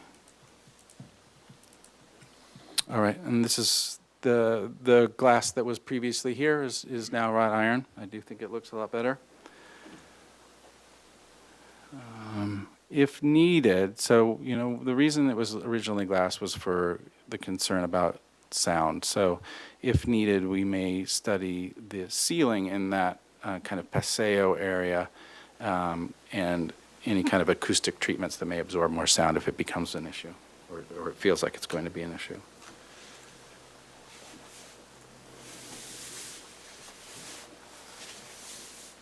Okay, and then there was a comment about the small horizontal windows on this facade, so that's these 3 here. So those are above a roof and behind a building, so they'll never really be seen. The purpose of those windows is to bring light into that room, and that was the only place we could have any light into that room. So, but Sean did restudy those and change the appearance of them to make them more pleasant. But we feel like it's not something that's really going to be readily seen.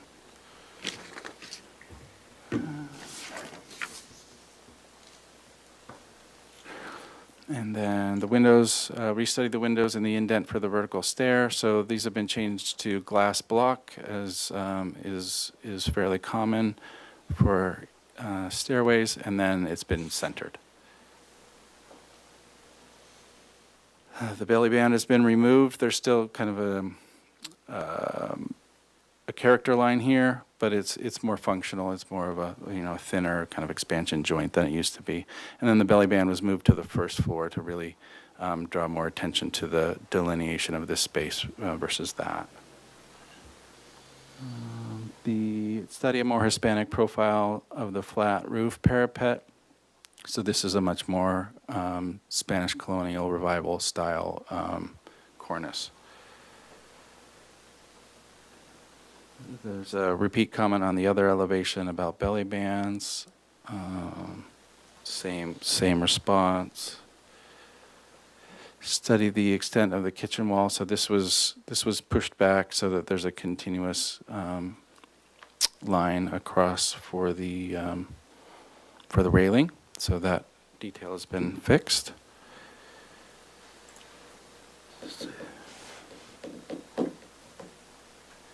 The next one, study corbels or additional pilaster elements to reduce the cantilevers of the dimension of the Juliet balconies. But we don't have any Juliet balconies, so we weren't sure what, with the exception of this one here. And maybe this is what the comment was for, but there's nothing on this side, and this is where that comment appears. Excuse me. I'm sorry. The other side. This is where the comment read, so I'm not sure what the confusion was there. I believe it was just the extent of the cantilever of those balcony. Overall balconies, not Juliet balconies, but yeah. So my comment on that is that, and I think Sean said it in our last hearing, was it's probably been the most challenging part is to integrate those and also make them functional. And so what I feel like we need to do is continue to study it in design development while we're looking at the actual structure that's going to support them and figure out the best approach to make them functional at the same time as elegant. We've got lots of photos of precedents around town that we think are beautiful. A lot of them are not functional.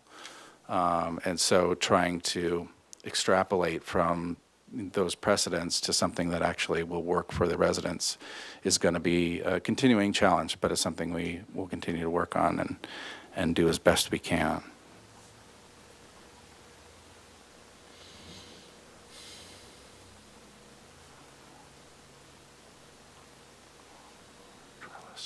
Same thing for the ground floor trellis. You know, we've looked at some more precedents of different.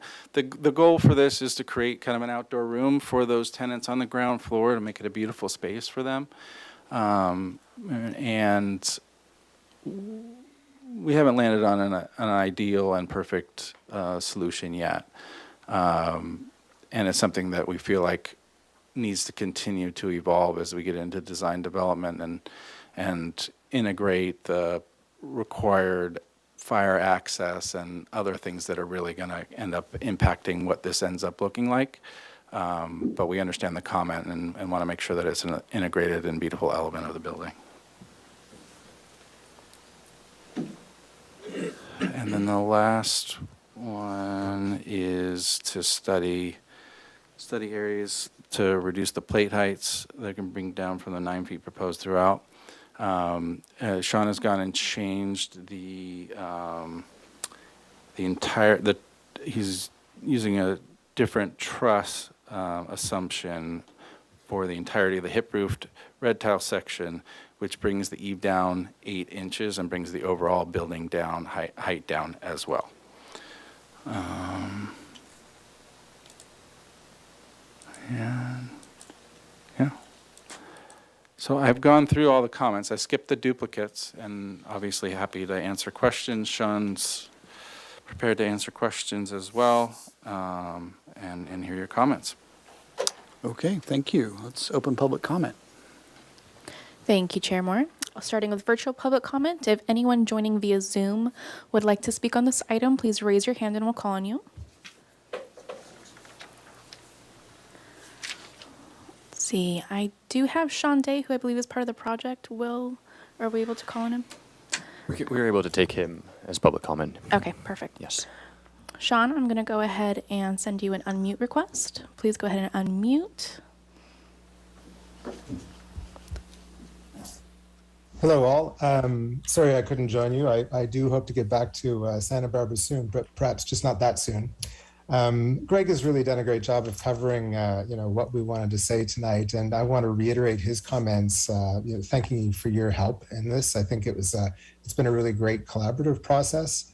I volunteer a lot too, and I know how much it takes out of your personal time to do this, and I think every city should be so lucky to have a group that's so dedicated to spend this kind of time and reflection on these projects.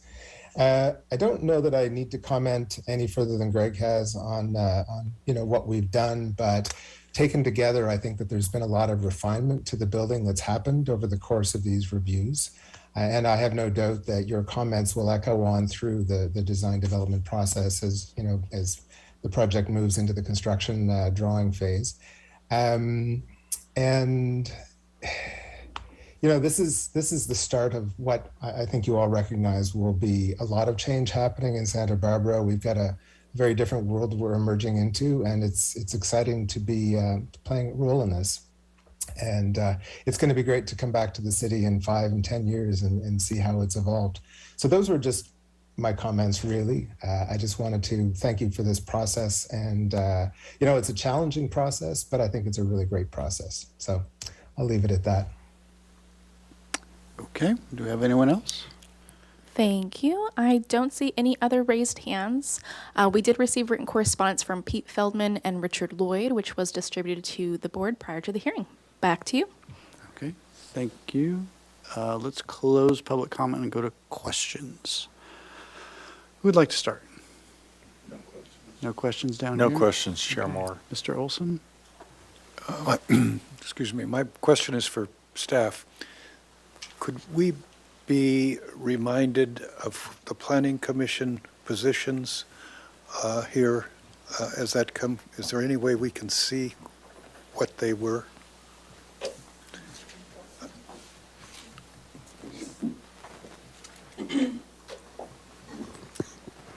Let me see if I can find it. Yeah, Commissioner Olson, we'll work to pull up the staff memo we had provided to you a while back. Thank you. But yes, the Planning Commission reviewed the project for concept only because it is an AUD project, and the ordinance requires there a consent review by the Planning Commission for consistency with the general plan, and then also preliminary design comments. Can we put it on the screen? A lot of their comments, so that the project is consistent with zoning. It's a state bonus density project. A lot of the focus of the Planning Commission hearing comments really focus on the frontage of the building. And at the time of the hearing and their comments, we didn't have the benefit of Public Works, Engineering, and Transportation staff at the hearing who had, previous to the hearing, worked very closely with the applicant to design the frontage, so the pull-out parking areas and the pull-in maintenance spot. And that was worked out before the Planning Commission hearing, before I was assigned the project even. So some of their comments were a little bit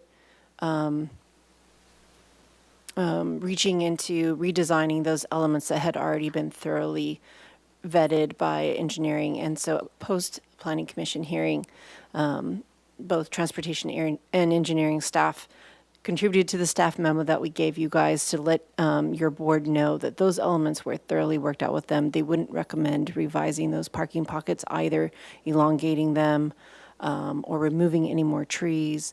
There were a few comments in that regard. So we can go through the memo. If you have a specific question, let us know. I think what I was specifically hoping to hear was their position on traffic, because it seems to be such a big issue.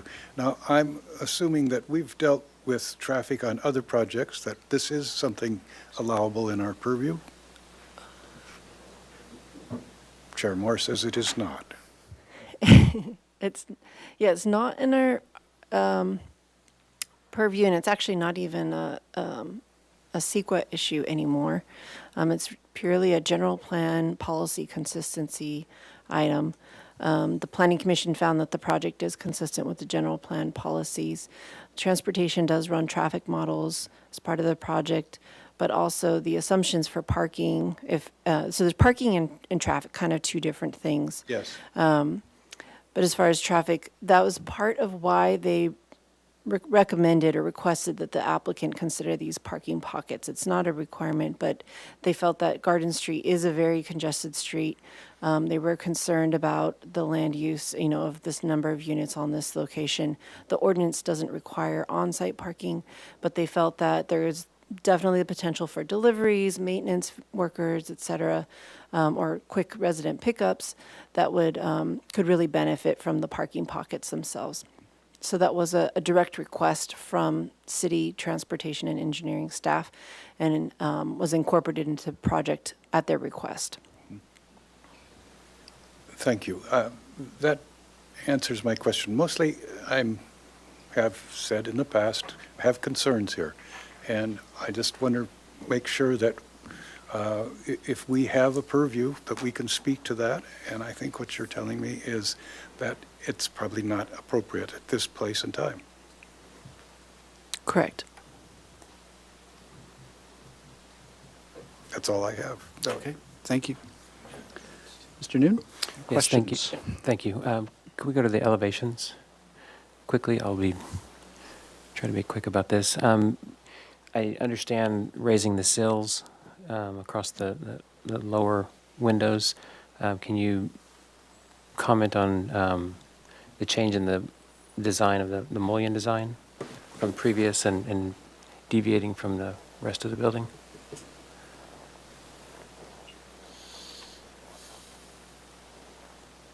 I'm afraid I can't. Maybe Sean will send me a text. I think he explained to me why he chose that different mullion design, but I don't recall the reason. I think it was mostly just as a means of differentiating the ground floor from the upper floors. Okay. And then on, I see again, and you mentioned or commented on the change in the size of the windows across the top. Mhm. Does that only occur on the front elevation? If I remember right, I think it does, but Yes. was that intentional? Yes. Yeah. I mean, the larger windows are very desirable for the habitants, the tenants, the people that are going to live there. So we do like to keep them for that reason, for the views and the daylight that gets into the units. Well, actually, you know what? It does, it's really, it's been applied to the tile roof section of the building. And then this is the more consistent sized windows. So yeah, it does go around, it does wrap around the building, just not in the rear. Okay. Thank you. Mm-hmm. Anything else? No? Okay, Vice Chair Six, questions? Yeah, can we go back to the floor plans and the ground floor? So, Let's go for. that's great. Can you tell me, there doesn't seem to appear to be a inside and outside from the lobby to the courtyard. Is that all open air? Right now, it's shown as open air, yes. So the front amenity is open air? Open to this portion of the courtyard. I have to admit that I like that connectivity to the courtyard, but I don't feel like that. I feel like there needs to be at least a temporary way of closing it off. But right now, it's shown as open air. So that front amenity is not a conditioned space? Okay, and then the back to the front elevation, then that would explain that set of three arched openings to the right of the main entry. Those are bar grills or something? Mm-hmm. Is that correct? There you go. So that's correct. So those are open air openings. Oh no! Those are windows. Those are windows. Okay. And is there a functional reason? Previously, the previous elevation had a color difference between the middle. center. Yeah. So It's you've still changed- there. It's just not showing well in the elevations and the renderings. It's more of an ivory color now, and so it was hard to get right. So you are proposing a color change Yeah. with those two elements? But it's a slightly warmer and less dramatic color change.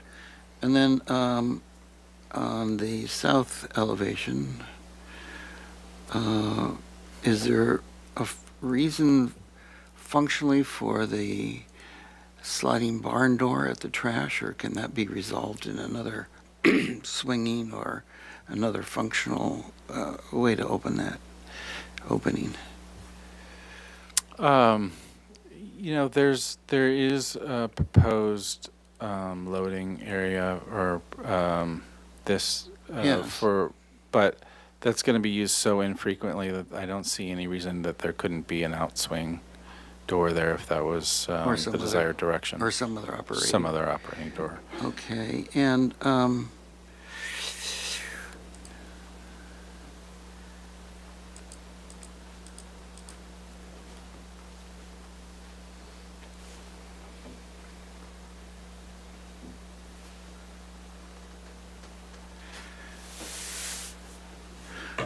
all right, those are my questions. If I might get back to the nature of these windows, Sean did respond here. The approach was that these were more public windows and these were more residential in nature. Okay. Ms. Anderson, questions? Yes, just a couple. Can we go to the 3D view looking north? 3D view looking I think it's, north, yeah. Yeah, that one, yes. Is that it? Yeah. Yeah, that was north, yeah.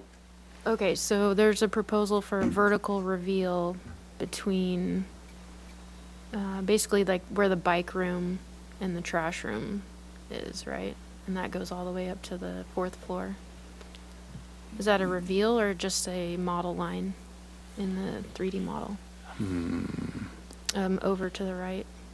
Hoover. Keep going. Keep going. Bingo. Oh, yeah, that vertical That line. is, I believe that is a reveal line. Okay. Yes, it is a reveal line. Okay. And then on the first floor, if we could go to that floor plan. It looks like there's a window into the transformer location. Is that a egress or is that a bathroom window? Oh, it's a Here? stair. Yes, Okay. there, yeah. Never That used to be larger in the previous version. It's been raised and made smaller. Okay. Those are my questions. Okay. I'm sorry, I have one follow-up question before we. Go ahead.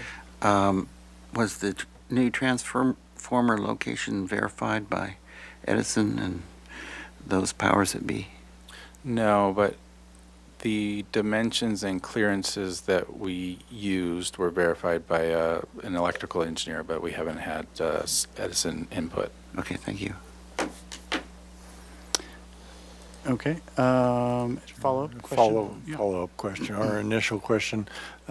Some of these renderings show landscaping, but am I clear that we haven't seen a landscape plan yet? Oh, no, there's a landscape plan. It's in the plan set. It's just not in my presentation, sorry.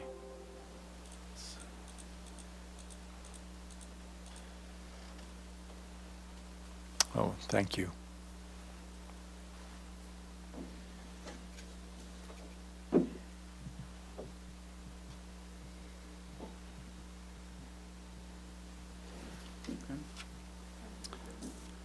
Another question? Okay, go ahead. Last time we discussed in the courtyard that it was sloping pretty dramatically. Is it still doing that? 'Cause on the civil plans, I couldn't quite tell. We are working on reducing that slope. It is, we need input from an accessibility consultant because the slope that's shown currently is really an accessibility question. And so the question becomes whether this access is a required access for ADA, or if these other access points are sufficient for the courtyard. And that's what is really driving that slope. Okay, thank you. Okay. This is a good plan to leave it on for the moment. So a resident would walk in through the front gates, potentially. I guess there's other ways to get in, but walk in, and if they lived on the first floor, they would either take a right and go up those kind of winder stairs there and then in. Okay. Or they could go straight ahead and into the double doors at the back and up. Okay. So can you describe a little bit more about the planters that are near that kind of back rear entrance there? Are those raised? Are those in grade? Or what do you think that is? Yeah, those are raised. I don't know. In previous previous renderings we've had views into the courtyard. I don't think this set includes those, but yeah, they're raised. Okay. And if we go back to that, and then there's a fountain in the middle-ish, and then there's some potentially paver, and then concrete from there to the street. Yep. Okay. Any other questions before we go to comments? Okay, let's go to comments. Who would like to start? Anybody? Vice Chair Six? Want to jump in? Well, I see a lot of improvements, but some of them are going backwards. There's some areas where I feel are going backwards, but overall it's improving. I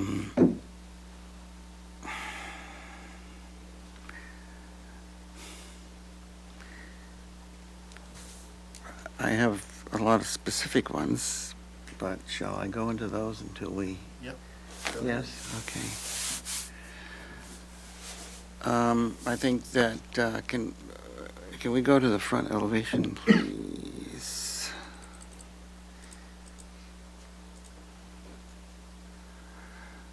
So I think the roof over the loggia in the center is a good addition. I think that both shed roofs could be more, have more overhang and more healthy. They look, I guess my comment is I'm not real convinced on the rendering versus the plan where, roofs overhang and like on these sheds, there should be a significant change as it wraps around the sides or extend out and wrap around the sides at the flat walls either side of them.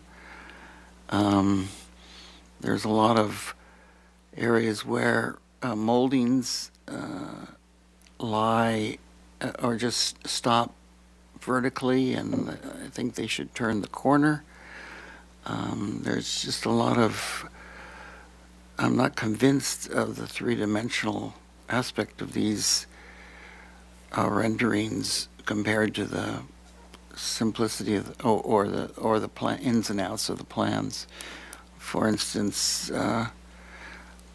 Lauren introduced the idea of this vertical line between the trash and the bike, and that's not a difference in plane. It's just a joint, and it's just a lot of minor things that are not quite comfortable with me. I do not like the. I much preferred the balcony on the southwest balcony on third floor. I much preferred the more open solution, as this one here really accentuates the flat plane of that first, second, third floor, where the other plan did not. I don't like the the three windows at the lower shed roof. I think that there's just something uncomfortable about it. Whether those arches should be much lower, the headers of those windows should be much lower and not in line with the big storefront windows. I think there's a much better solution, and if we could turn to the south elevation.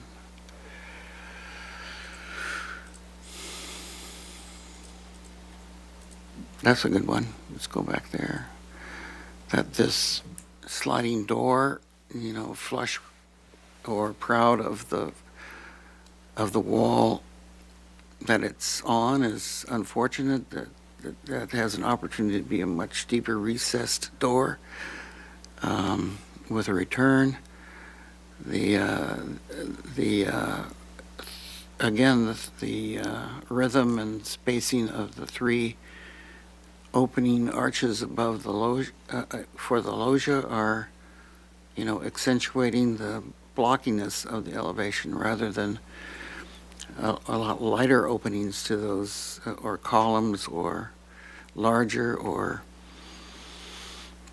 you know, less wall plane around those openings to accentuate the flatness of that box. Again, there's and unfortunately the misunderstanding of Juliet balconies. I think we still need to have a much more convincing Spanish cantilever on the usable balconies on the south and north elevations.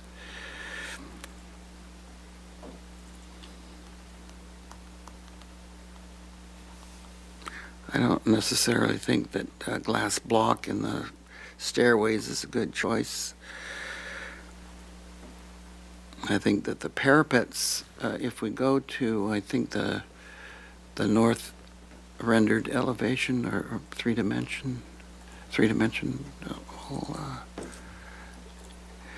you know, you see here on that north elevation,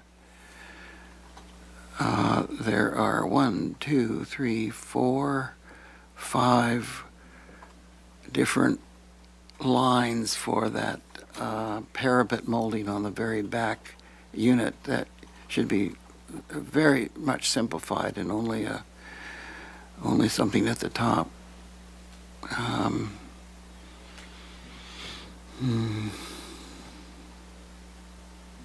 I still don't think the wood rear trellis is anywhere near a place where I could feel comfortable granting project design approval, as project design approval is, you know, something that, you know, everything but the colors and very detailed portions of the building are discussed after that. So I don't think the applicant is understanding the concept of the project design approval. As, you know, I'm very appreciative of them working with us, but we need to, you know, the scale of what we can work with after project design approval is supposed to be very limited and specific down to details.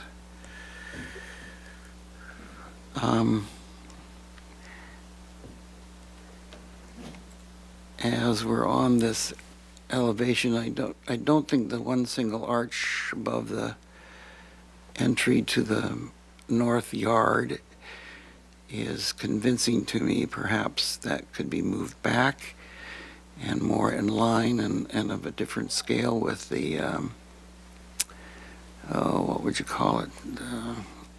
As that yard narrows, see where that window is, right in back of the chandelier above that arch. You see that?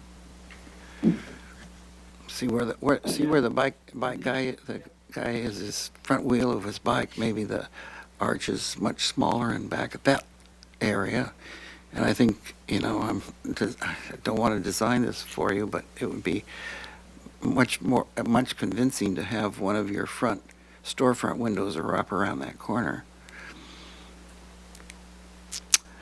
I do think that we need to again see more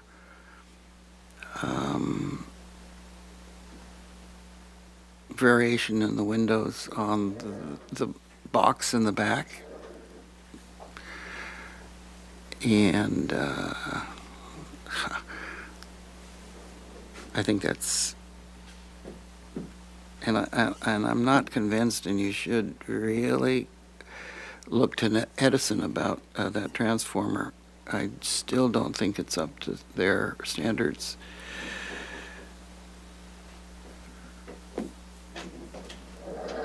So I appreciate the movement. I don't think it's ready for PDA at this point.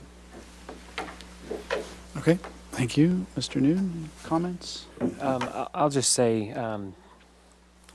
I think as it was appropriately articulated last time, we're not the designer, so I made the comment about the windows on the lower level and then the ones on the fourth floor. And I think I'll just leave those as questions that you can, address if you choose, and rather than make them conditions. That's it for now. Okay, Mr. Olson? I think we are agreeing that this is a much improved project over when we first saw this.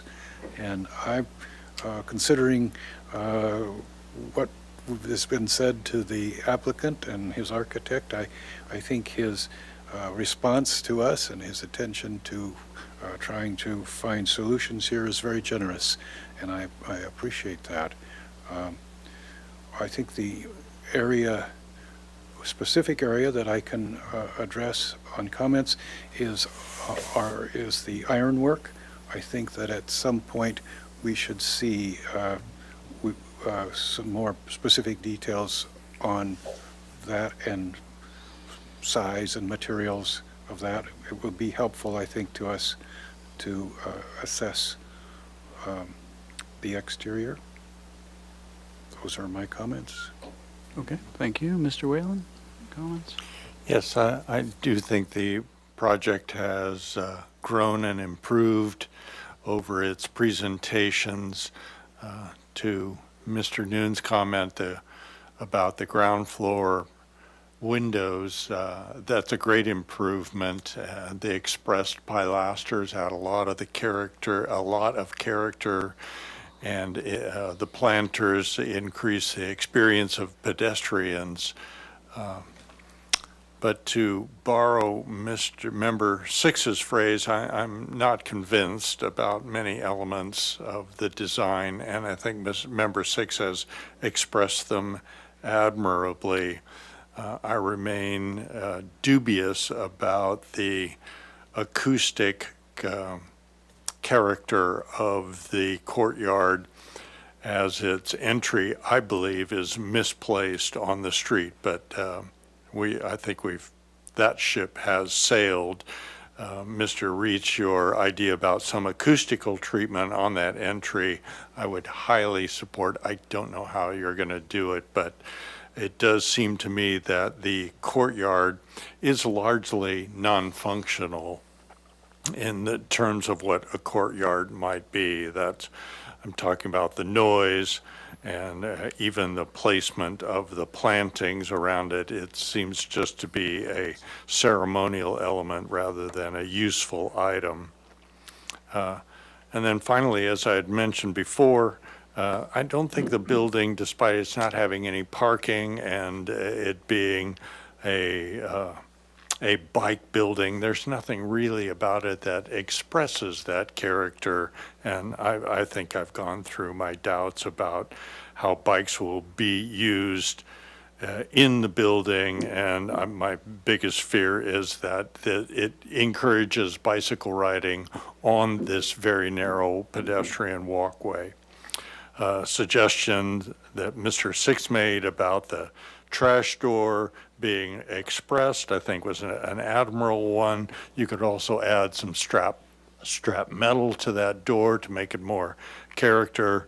And then finally, my one reservation is for that, let's see, what would we call it? The east facing, no, the west face of the office max wall. I feel that all of those apartments, first, second, and third floor, are going to be at a terrible disadvantage staring at that blank wall.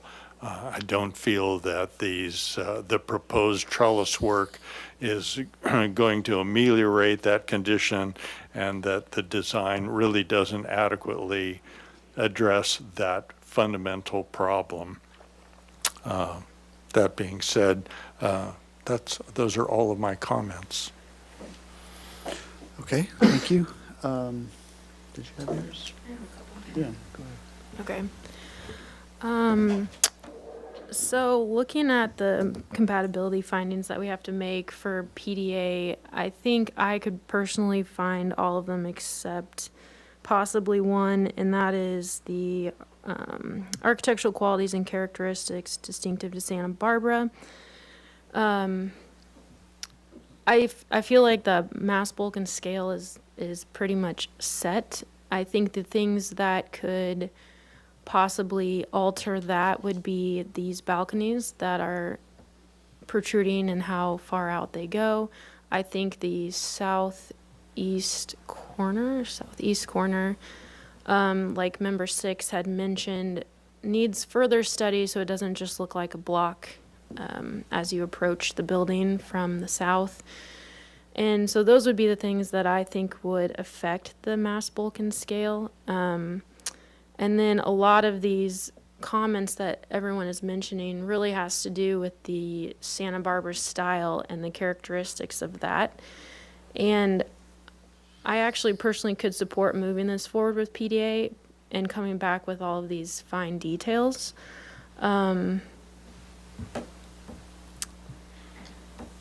Yeah, I guess those are my comments. Okay, thank you. Well, my own comments are, this project is in a kind of a difficult spot. It's not on State Street. It's on, it's outside of the El Pueblo Viejo district. It's striving to achieve housing and provide affordable housing.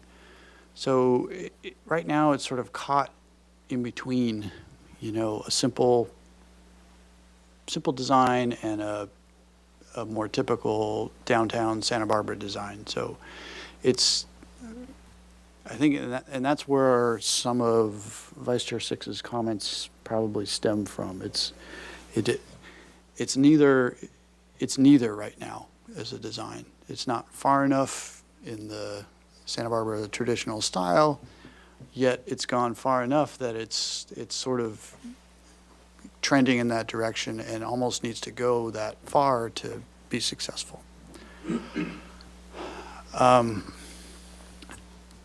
I think the location warrants a more simplistic approach, and I think that overall the designer has responded to the comments, has attempted to break up the mass to the extent feasible, has added some variety in at least the public-facing fenestration.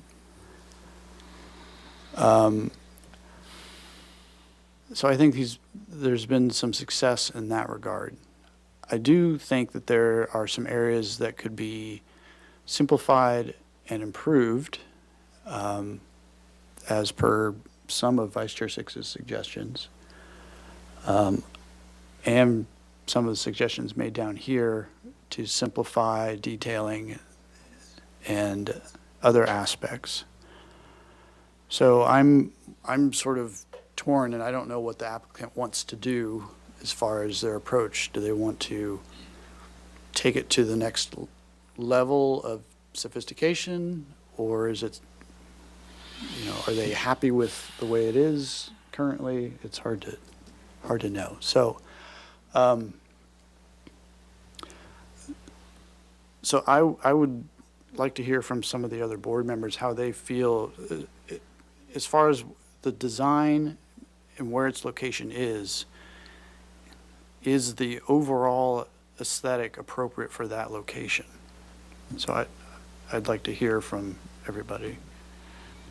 Sure, I'd be happy to respond to that. I do think it's appropriate in that, well, as you point out, it is not in El Pueblo Viejo. It is a gateway entry to Santa Barbara, and I do think that its mass bulk and scale are in line with that neighborhood and those buildings as such a gateway building. I don't feel it's quite ready for project design approval for the reasons that other members have pointed out already. Does anyone feel differently or want to express Yeah. theirs? Go ahead. I think I've already said, I think it's a better building than what we originally saw. But unfortunately, and I think this fits in, Chair Moore, with what you were saying, it's showing signs of being designed by a committee. And I really think that if we move towards the simplicity side, we would have to give up some of these ideas of finding historic Santa Barbara details in the building. And given how the intention of it seems to me, the applicant, that moving towards the simplicity side seems like the appropriate avenue. Okay. Chair Moore, I Yeah. resonate with your idea of not having this have to be a full EPV, El Pueblo Viejo statement. But I do see some opportunities, as I mentioned, the southwest block, southeast block, coming from the freeway, as still very boxy, and I think there's, other awkwardness there that no matter what the level of Spanish architecture is, it should be resolved and better articulated and less awkward. No, I agree. There's definitely room for improvement here and there throughout the project. Okay. Can I add something? Yes, please. Our board reviewed a project just on the other side of the parking lot from Office Depot and whatever the other place is, on the other side. In Santa Barbara. It's smart, thank you. Yes, on Santa Barbara Street. And it came in front of us as a lot more Spanish-style detailed, and we asked them to simplify it. So I feel like if we want to be consistent, we should keep that in mind.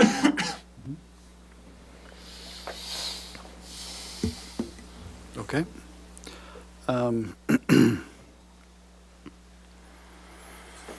I suppose we could do a straw vote just to flush out who feels this project is ready for project design approval at this point.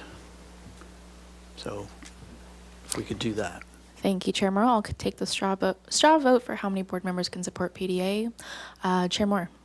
No. Vice Chair Six. No. Board Member Anderson. Yes. Board Member Noon. Yes. Board Member Olson. No. And Board Member Whalen. No. Okay.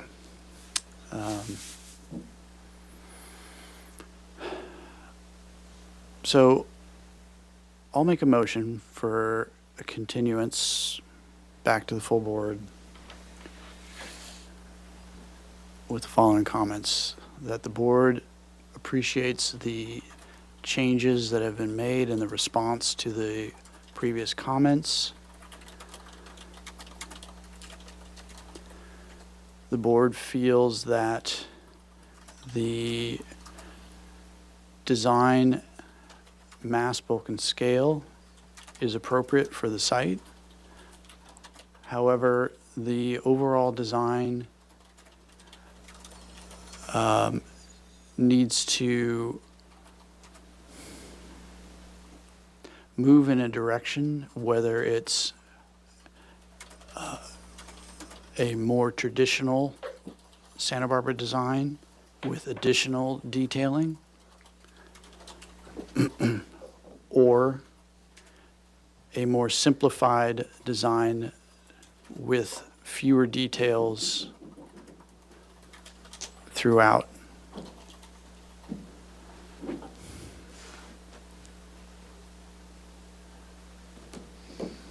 And I'll see if I get a second on that.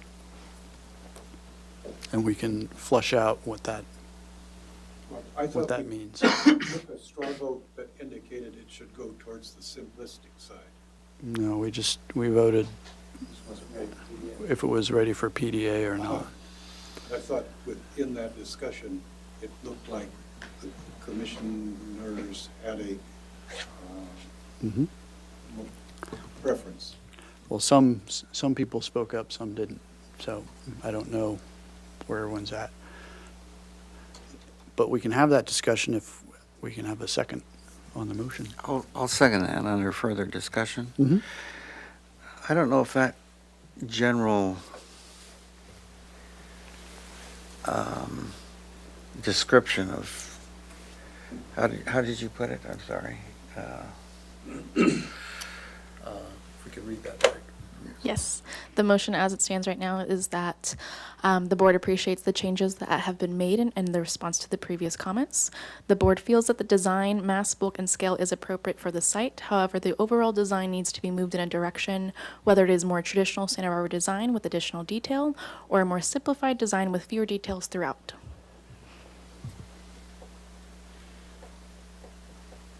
How would you say that differently?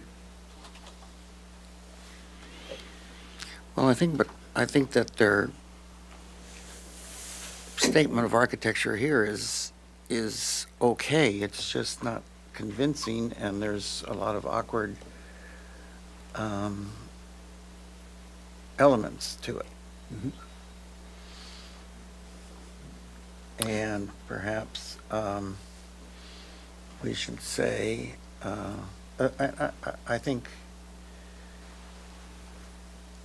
not a general streamline or traditional, just say to further study the elements of the building, to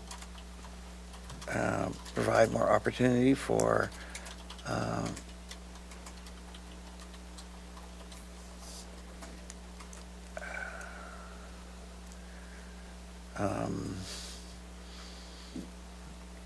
less boxiness at the southeast corner, refining openings to be more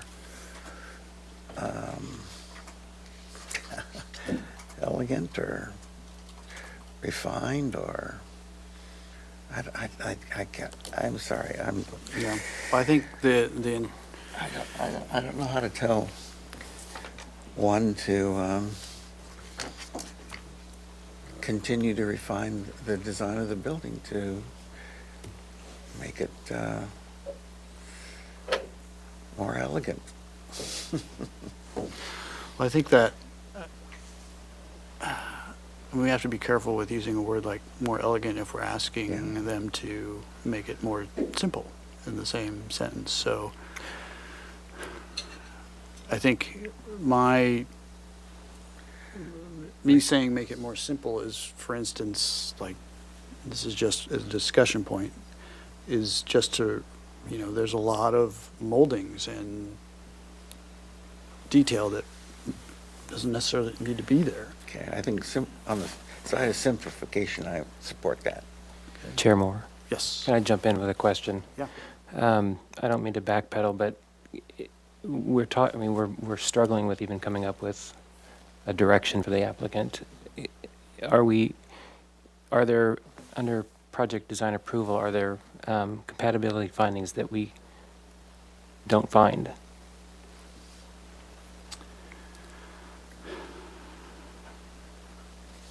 Well, I think the general, some of them I think could be found today, but I think there's,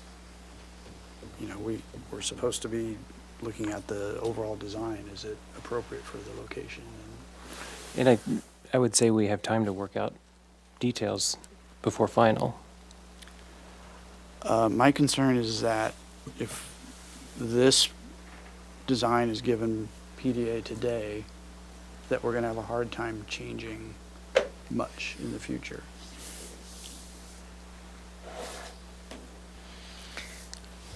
Because that represents the architect launching into construction documents. Yeah, we're essentially saying we like it. Move forward. I essentially think we have said that. We just have a few details to work out.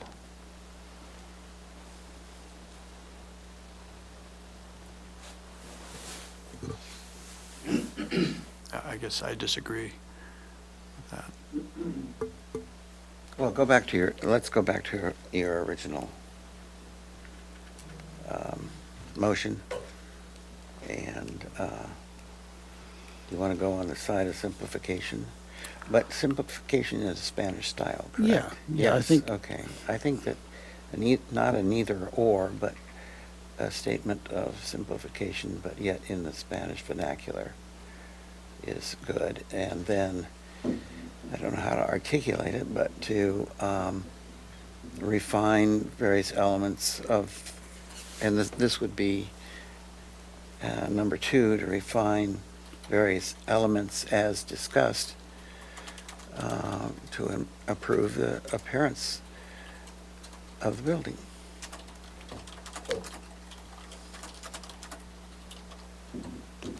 Okay. Is that enough? Well, I want to give them enough to be successful, right? Yeah, so do I. Obviously. But I don't want to Design it try for and design this Yeah. for them.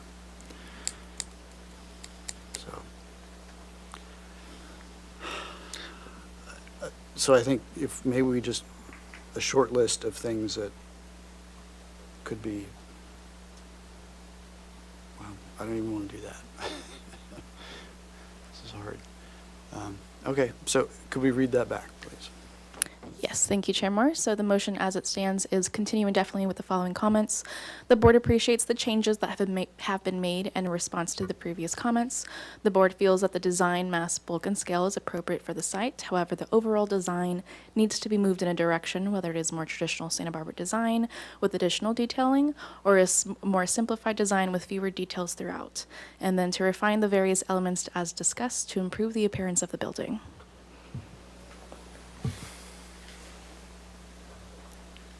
Is there a second? Yes, I'm the seconder.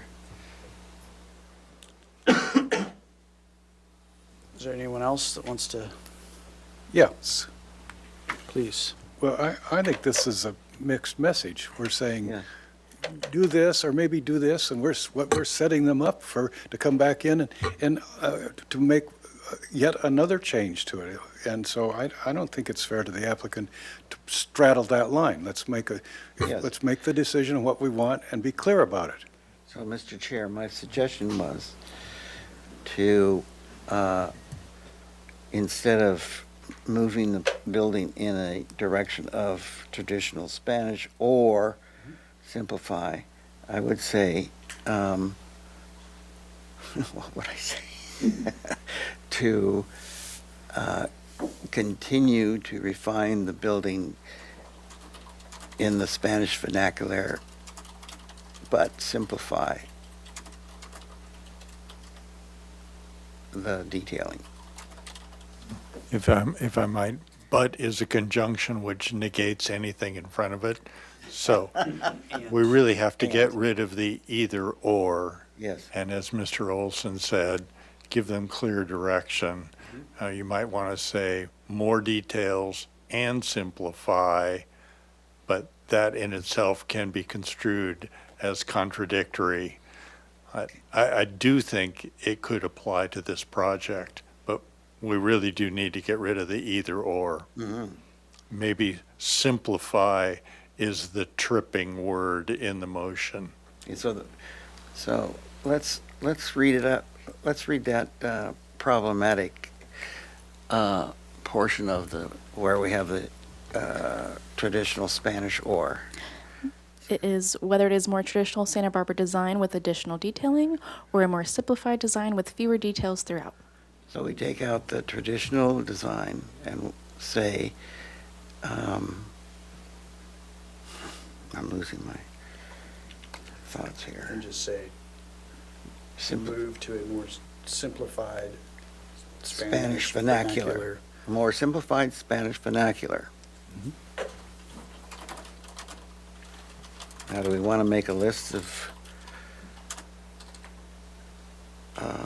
I don't want to make a list. No, I don't think we do. We do want to have them verify the location of the electrical transformer.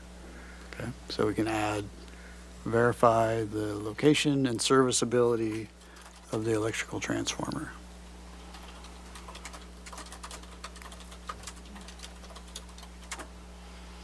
Okay. Let's read that back one more time. All right, so it's the board appreciates the changes that have been made and the response to the previous comments.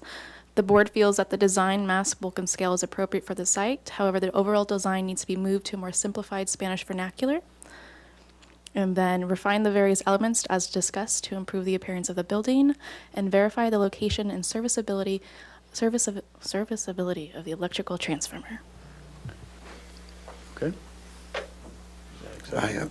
Yes, I hope it serves the applicant. This is a difficult one. Okay, if that's all the discussion, let's take our vote. Thank you, Chair Moore. I'll take the roll call vote. Chair Moore? Yes. Vice Chair Six? Yes. Board Member Anderson? No. Board Member Noon? No. Board Member Olson? No. And Board Member Whalen? Yes. We are at a tie. So it's a fail.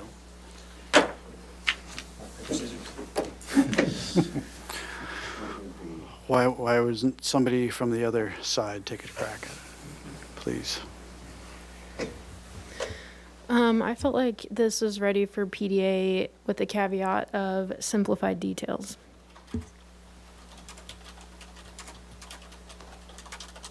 Okay, do we have a seconder for that? I'll second that. Okay, any discussion? I wouldn't support that. Okay, I would not support that. yeah, I don't think I would support it either. So, Could I ask Mr. Six or Mr. Olson to elaborate on their non-support of the motion? Well, yes, the PDA is that the design of the building is acceptable.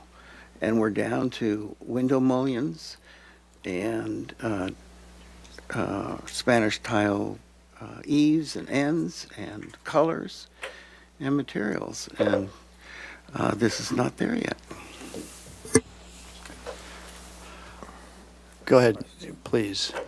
I think it's a process question, which is there an intermediate? Is there something in between where there's enough direction you could give us that we could come back and show you, we've done these 3 things or 4 things, and it's on consent, so it could be approved today, and we will, I'm dedicated to making it something you guys are pleased with. I also want to get it approved. Sure, I understand. Can I we- don't believe that there is a way to give some sort of PDA on the, with any kind of stipulations that it comes back. Chair Moore, can maybe we just go through the conditions of approval and find where it, just for our discussion, and agree where it meets, And then if there's one or two that don't, then we articulate to the applicant Okay, how well, and why. Let's do that as a part of this last motion that was made. Let's see how you would go through those findings, if we could. The design of the project, design of the project is consistent with design guidelines applicable to the location of the project within the city. I think that is true with the neighboring properties and within blocks. I think it's appropriate. The design of the project is compatible with the desirable architectural qualities and characteristics that are distinctive of Santa Barbara and of the particular neighborhood surrounding the project. Like I said earlier, this was the one where I was a little hesitant on, and that this is where the detailing comes into play. So, and there was desire to make that more simplified versus traditional.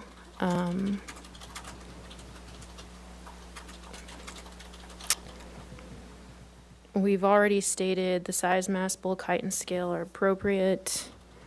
We don't know of any adjacent landmarks.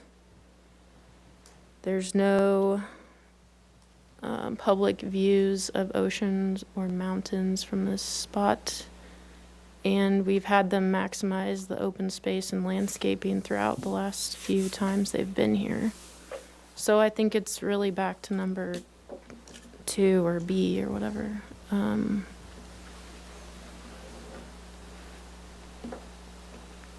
So, I don't know I thought we were still in discussion, so I don't know what's happening. Well, that's fine.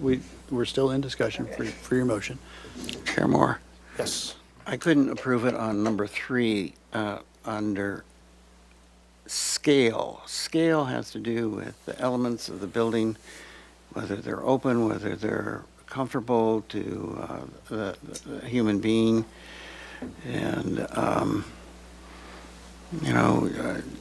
just a comfortable, articulated building. Doesn't have to do with size or mass, but the scale, the articulation of the building, I don't think it's there yet. Okay. I would say my issue with number 2 is that we're tasked with trying to look into the future and decide if we would want to see a street full of these projects. And I think the way this appears today, I don't think, while fine, I don't think it's what we would want to see more of in that area. But that's my opinion. So is any of this discussion changing anybody's mind? Or are we still 3 and 3? And how do we get over this hump? Well, I can agree with your argument about the scale and about portions of the project or elements of the project that need to be more relatable to the human scale. I think I could understand that point. I can also understand Chair Moore's point about wanting to see multiple of these in the future and starting a precedent. So I guess you're starting to sway me, I guess. Is that what you were saying? And I find, Change my mind. No. I find that, over the course of these reviews that we have supported this number 3. We've not deterred from that. We've not told them that the size is too much. We've always talked about the detail, and I'm having a hard time distinguishing between PDA and final here. We've got room to talk about the details, but I don't think I don't assume we're not asking the applicant to carve major chunks out of the building.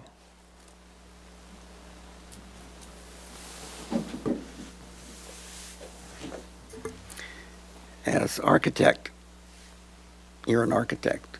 would you be comfortable taking your 8-member team and starting to do detail design at this, with the way that the board would leave it? Yes. Take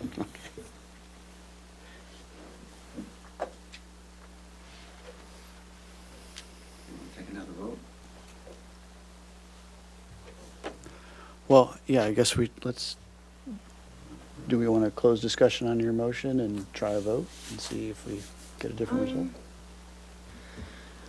I guess I have a question for, I guess, the members that don't think we have PDA. So simplifying the details, I guess that's what I heard the most. So to me, that seems like it could be, it's like the molding or the roof eave.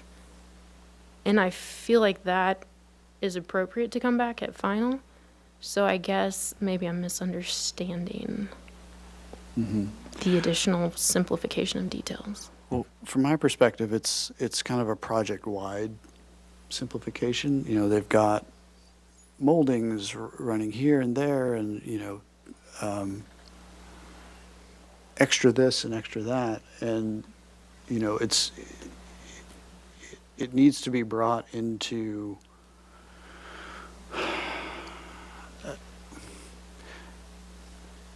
it's just not successful right now, and it's impacting the appearance and design of the entire project. So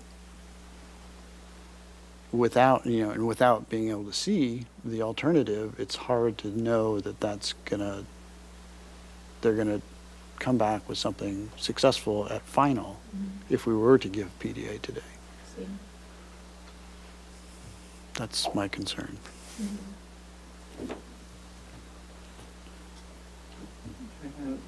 Just another process question. Sure. Can you not approve it at final? So we could come back and you could say, we're going to give you PDA, but we expect it to be better when you come back, and it's not better when we come back, then you can withhold approval then? That's Well, not advised by. It's not a Yeah. it's kind of a dangerous slope, because PDA kind of sets the project as like, this is it, and we want you to come back with colors and materials and some detailed drawings. So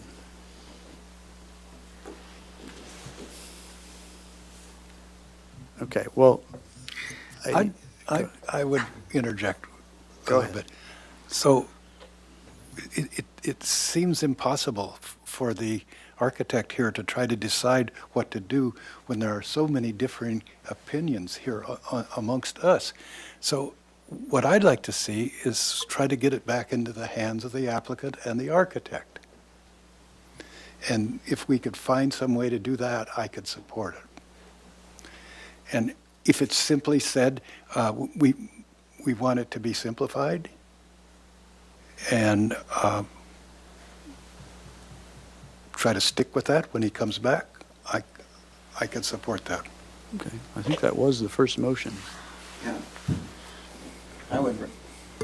Chair Moore, I would recommend that we return to the first motion that made a continuance and didn't give PDA. I think that was the best product that we've made so far.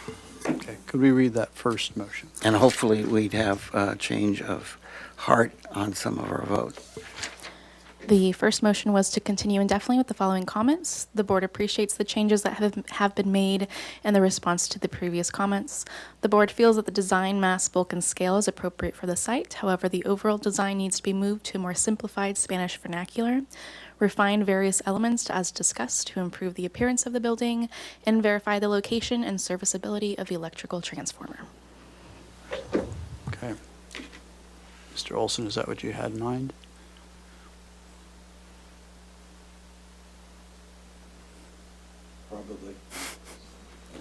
Probably. Okay. Anything So else? are you, so Chair Moore, are you reinstating that as a motion? Well, I think there was a motion on the floor. Ms. Anderson had a motion. Okay. There were some comments saying that it might not pass, but we should probably continue that just to see. I don't think that was a formal motion. I don't think we got a second on that. I think It that was was. Yeah. Oh, you It's a did? motion. Okay. So My there's apologies. always an option for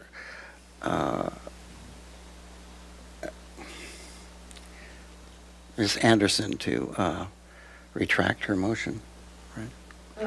Or continue forward. We can ask for a vote on that. Yeah, I can retract the motion. I thought we were discussing, so. We were. Oh. Okay. Yeah. Well, you can either I go will. forward or retract. I will retract.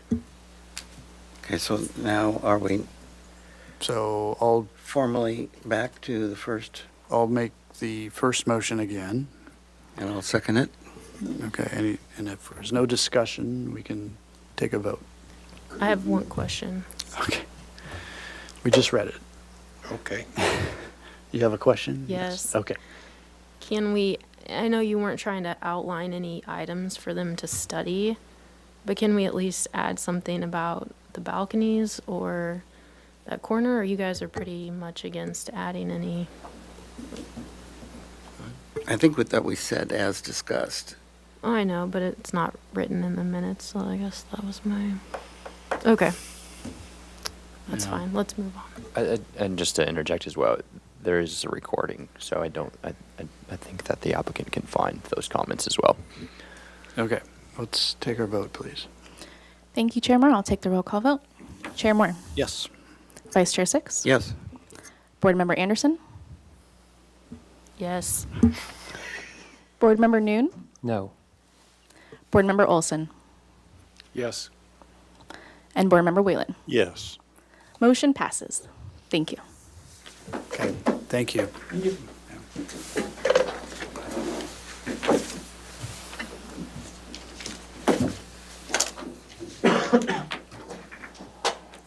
Okay, and we're on to item number 5. Ready to go out.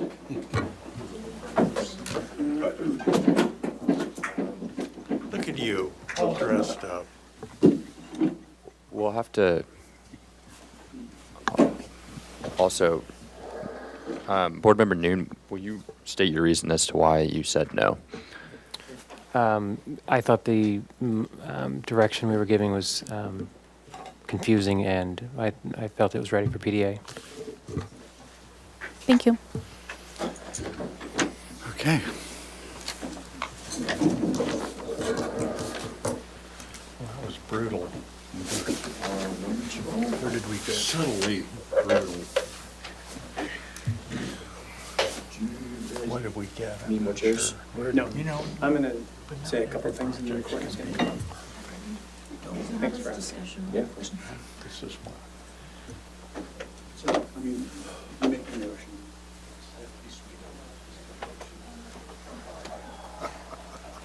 We don't do motions. No.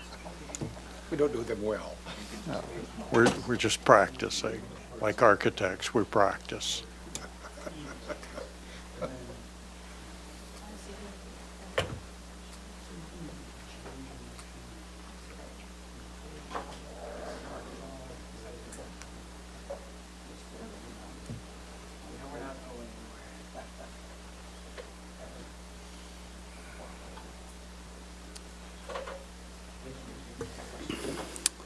Okay, I'll introduce this briefly so you can say everything. So this is item number 5, 601 Santa Barbara Street for continued in-progress review. And Mr. Noon, you have something to... Yes, I'll be stepping down. This is a conflict. Okay, thank you. So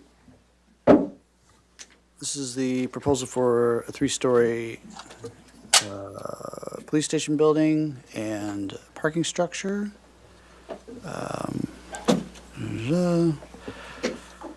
So So project received a height exemption and development plan approvals by the Planning Commission. This is an in-progress review. No appealable decision will be made at this hearing, and we last saw this November 14th. Welcome back. If we could have our, Mr. Chair, oh, hold on. I'd like to report I had an ex parte conversation with the applicant, Mr. Kernal, on Friday, December 9th.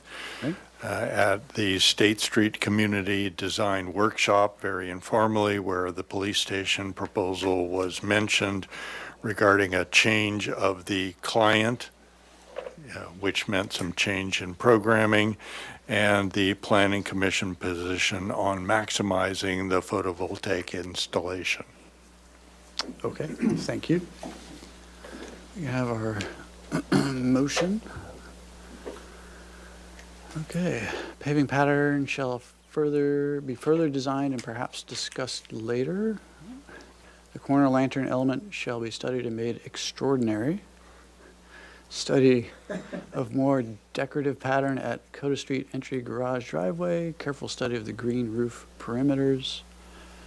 And further study the signage in regards to Public Works guidelines. And then we made the compatibility analysis findings. I don't think we no other mention or any comments within that. Okay. All right, if you could introduce yourselves. Great, I'll start. I'm Brad Hess. I'm the principal project manager for this project. And I'm going to speak briefly, and then these guys are going to take it away and they'll introduce themselves. I just want to say thank you for this opportunity. I'm sorry I wasn't here on November 14th. I was out of state, but thank you for the PDA on the project. Appreciate that. I just wanted to briefly bring you up to speed on where we are. We're in DDs, as you know. I think we're going to hit 50% DDs for the first part of this next year. And right now we're going through just systems analysis, structural, electrical, mechanical, and it's a pretty exciting time for the project. And as was just alluded to, we have a project requirement of net zero. So in conjunction with the Planning Commission saying maximize it, we need to maximize it. So you'll see that as part of this. But we've also been meeting with the police department. It's exciting having the new chief on board. Chief Gordon is fantastic. She's excellent to work with, has very clear direction on the priorities. And as such, some things have changed. We think actually for a benefit overall for the project. But there's, a cascade effect of those types of changes. So you'll see those as well. But just wanted to say thank you. And I'm available for questions, but most of the questions I'm sure will be for them. So thanks. Thanks, Brad. Brian Kernell. Jeff Hornbuckle. And Courtney Jane Miller. Landscape architect. We're going to go through this. I think it'll be, I hope it'll be a pleasure, and we'll try to do this in a brief period of time, but we're going to basically show you side by side the changes. Jeff's going to start with the plans just so you can understand the changes. When Commissioner Whalen mentioned new client, that's what he meant was there's a new chief in town, and she's made some of those decisions. And she's great, by the way.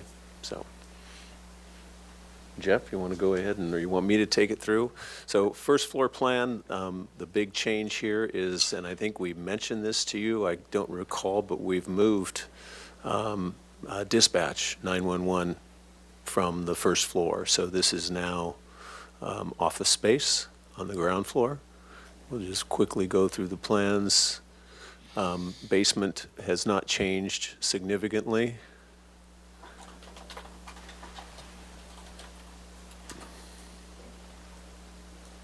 Second floor has not changed. Yeah, I was afraid that was going to happen because of the sizing. We still have the open locker plan, which is a really good thing. In fact, I should mention that Jeff and Brad went on a quick little 3-day tour with some of the officers just to verify that they were all comfortable with this open locker scheme, which I think, as I've included or indicated, is going to be a very powerful inclusivity feature of the building. And then you can see dispatch in that upper area there. So the big change is on the next sheet, which is the roof plan. We are covering the, as much of the top of the building as possible. In fact, besides the panels that you see over the parking structure, you can also see the red lines, which is where we're going to indicate the solar panels. We just haven't shown them yet because we're still waiting for the mechanical system that's what will have to go up on that roof. But of note here is that we have pulled the mansard roof off, as Jeff is indicating here, to facilitate the maximization of those panels. So we're going to start with the elevations and show you side by side basically what you approved at our last visit and what we are looking at today. So the upper is the revised elevation and the lower is what was approved. So you can sort of see that we've actually, and this was a comment from one of our previous meetings, to reduce the scale of some of these openings. So we actually have been peeling back the openings a little bit. That area where the access doors are, which is, if you'll show that, Jeff, this has got some structural limitations, and so the windows had to be reduced, and so we have proportioned them, arranged them, as you can see. You can also see in this elevation that communications tower that's directly over that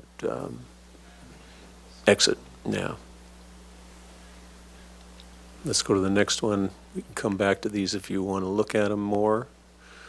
Again, the top view is the revised view, so you can see that those openings all across, third floor, second floor, have been reduced in size. We've also made some minor changes there on the corner. We've raised that stone plinth up a little bit and reduced those openings, although we've increased the number to get more light into that area.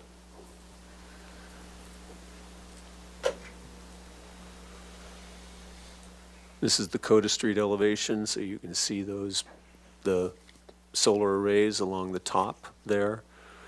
You can also see that we have sort of broken apart the elevation closest to the corner with the openings. There was a very regular series of openings in the lower elevation that you see, and in the upper one we've sort of broken them down a little bit more, which I think is an improvement. Let's go to the next slide. These are just some of the more less visible elevations. This hasn't really changed at all. This is an elevation you won't ever see, but it's between the police station and the parking structure. We have added openings there into the locker space, and same with this elevation. So the important thing to look at then are the views side by side here. So the one on your right is the revised elevation, and the one on the left is what you looked at our last review. So you can see again in the comparison, there's the opening reduction in size, which I think has helped.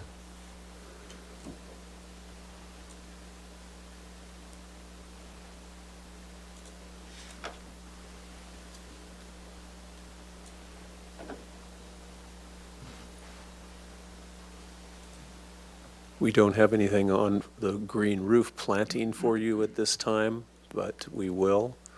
So here's the big change is with the solar panels. So we'll just, right off the bat, you can begin to see how much more visible those are. I will argue that I think it's awesome that we celebrate that this building has as many photovoltaics as it does. The structure for this is interesting. We're making it as light as possible. We're actually using, what's the term? Castellated, so we're using castellated beams, which I've been doing this a long time and I had never heard that, where you actually take an I-beam and then they cut holes in it and they basically match them together and you end up with openings in those beams. It's kind of hard to see here. I don't know if you can blow up that lower right-hand view to see if any of that shows, Jeff.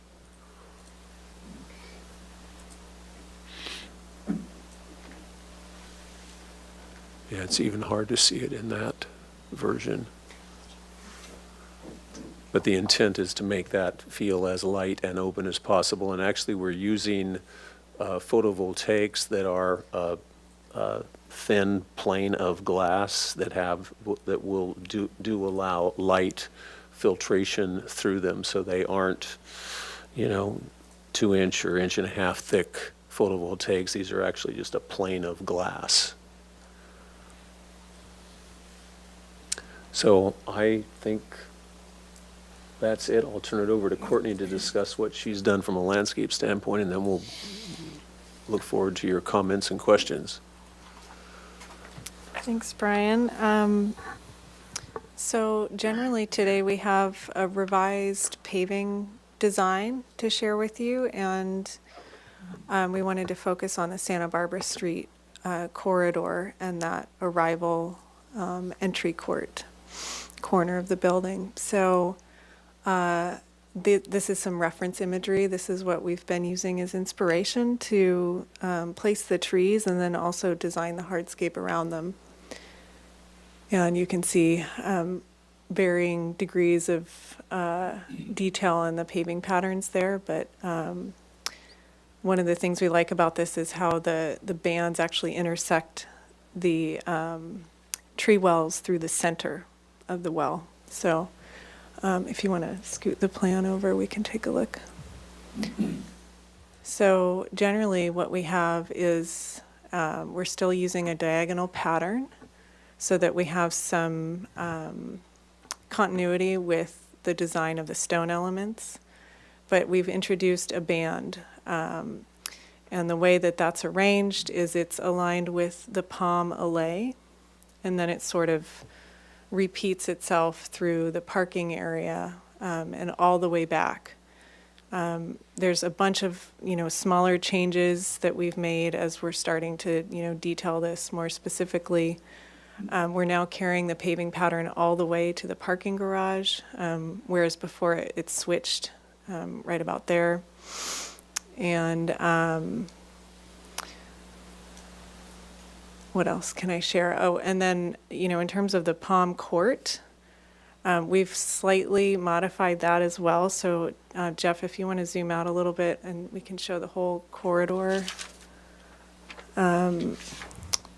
What we've done is, rather than have two separate elements, the alley and the court, we've now combined them so that it's one stronger, more, impactful design element. So we have that palm alley that walks all the way up the street and guides you to the entry court there.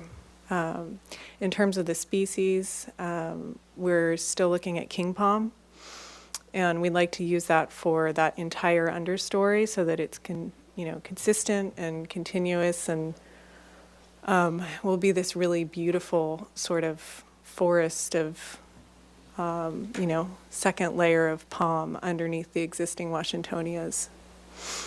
And that's reflected in the renderings. We can go It back is, to those yeah. if you want to see what that looks like. I'll also mention to you, we've looked at a lot of different species of palm. I know Mr. Black isn't here, but because of the spacing, we wanted to have the palms be pretty close together. And we also have a somewhat narrower space between the sidewalk and the building. So we have to be careful about choosing something that might grow too big and also compete with the Washingtonias. So that's part of the reason why the king palm was chosen. Also, they're very clean and used, throughout the downtown core, street trees and everywhere else. And then in terms of the hardscape design in general, we've expanded the use of pavers. We no longer have that sort of blip of concrete along Coda Street. So we hope we can work with Public Works to get them on board with that. And otherwise, we're still working on the design of the Coda Street Parklet. So we don't have an update for you today on that area. We need to be pretty specific about how the bus stop is integrated into that space. So that's still in process. And I think, you know, we have made other just minor changes, but that's probably concludes my part of the presentation. So Jeff or Brian, I don't know if there's anything else you want to share? I don't think so. I just think maybe go back. I mean, here you can see the understory king palms. Mm-hmm. And as you know, those Washingtonias are extremely tall. I don't know what their height is, but they're got to be well over 100 feet, don't you think? Oh, I don't know about that. I'd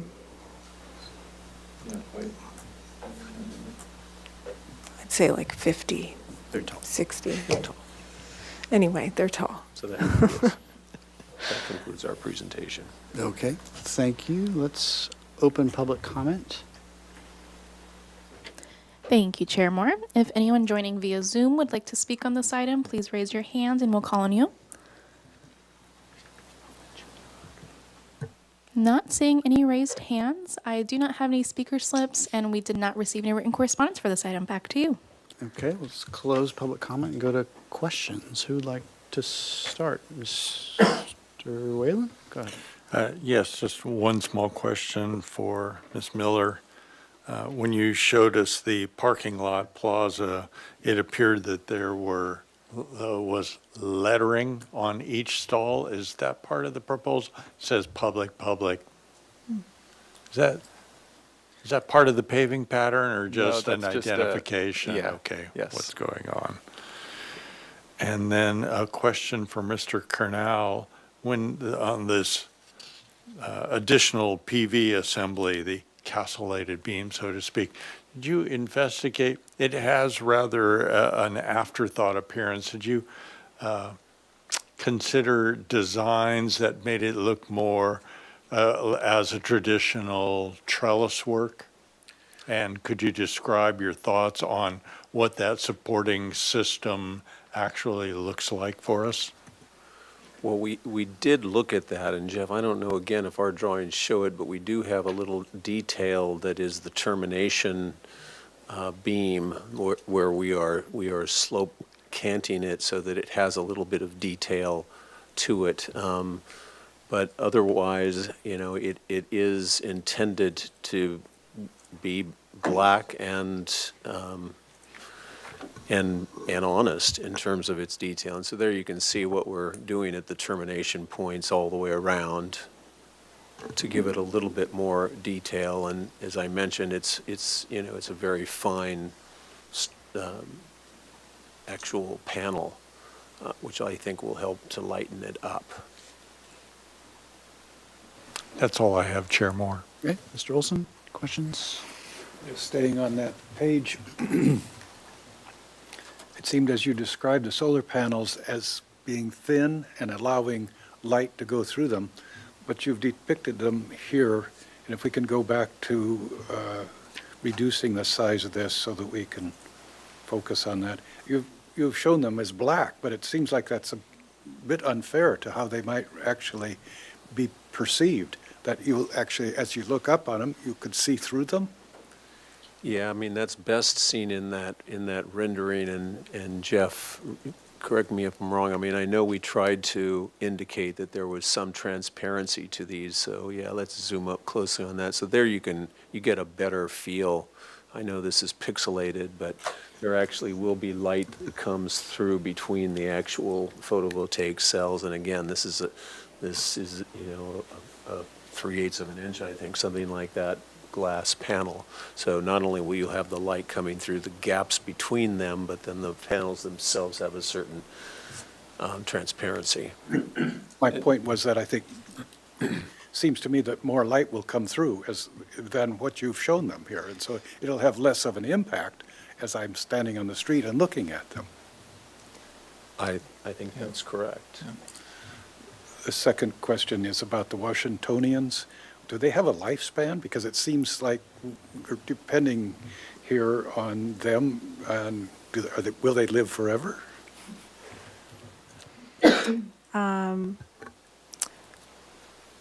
They do have a lifespan. I'm not sure what it is for that species.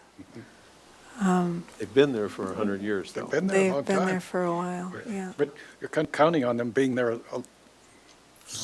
Well, and I think as they start to go away, that gives us an opportunity to, add something new.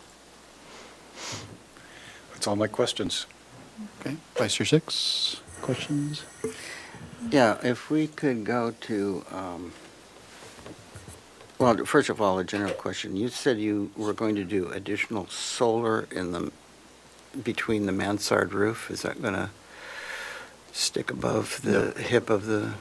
No, because we're going to just leave space for the actual chiller piece that needs to go up on that roof, but otherwise, all the equipment is within the building.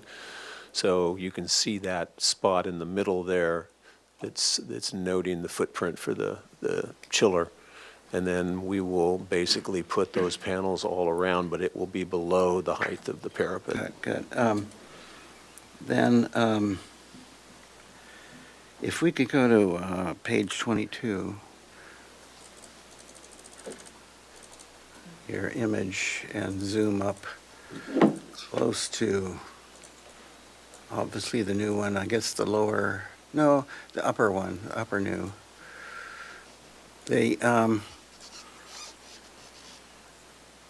I think you'll be able to see these from the street, but the first, what do you call it, castellated beam is quite, is there any way to reframe that so the first castellated beam is a whole bay back, and these mid-beams, or that southernmost bay, you know what I'm speaking about, is all standard I-beam?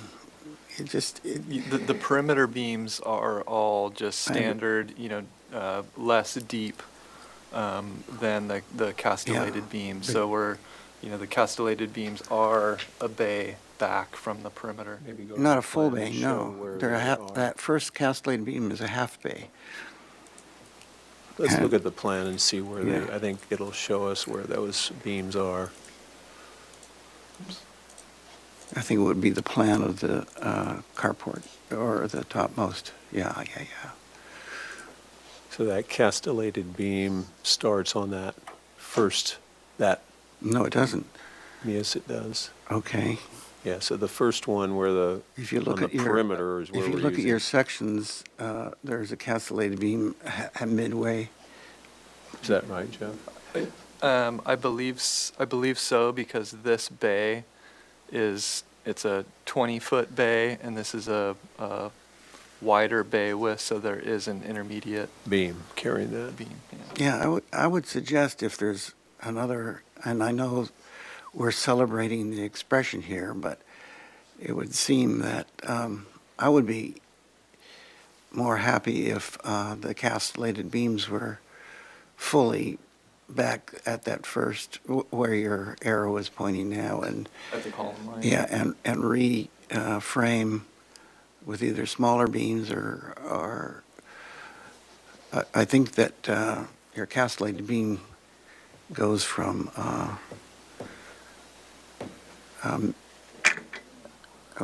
what am I trying to say here? Yeah, I think we can look at that. Yeah. I think looking at this now, as long as that first castellated beam that where Jeff's got the pointer, as long as that can carry the beams running in the opposite direction, we can turn all the rest of the beams. Yeah, make them more standard I-beams. I don't know that works structurally, but we can look at it. Yeah, I mean, we have to look at it and Yeah, see. it would be nice to get that guy back there.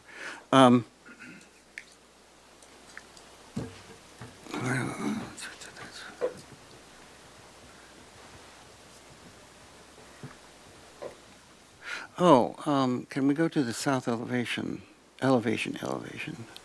Yeah.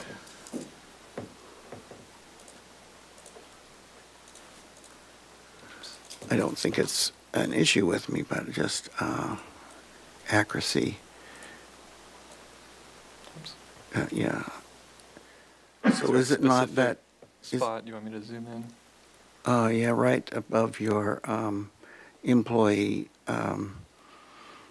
lounge at the third, patio at the third floor, yeah. So the mansard to the right of that is not a mansard, it's a shed, no? The mansard turns back before the parapet begins. Oh, okay, good. So, yeah, the It mansards turns the turn, and then corner. it will go into a plaster Okay, parapet. good, good. I'll, good. I'll go to the roof plan as. No, that's Oh. okay. I'm glad that you've kept that mansard. There you can see it. Ah, So that there you go. turns. Okay, great. And so that happens kind of at both ends. Beautiful, beautiful. Yep. And no more fat, scruffy palms, correct? No. I forget the name of them. And the only other thing, would it, and I really appreciate the redesign of the flat work in the front entry, but should there be an extra bold type of color or something right in the center of the central space? Can we go to that plan? Yeah, right between the four palms and the entry, would that whole bay be something really poof? Or should we just be happy with the subtlety and the elegance of it being continuous? And simple is more. I think simple is more. Simple is better. Maybe a portrait in bas relief of the new chief. Or the old chief. No, I leave it up to you. I think it's well. I'm getting into comments, but it's great. Would you like a response Yeah, to was that? that a question or? Yeah.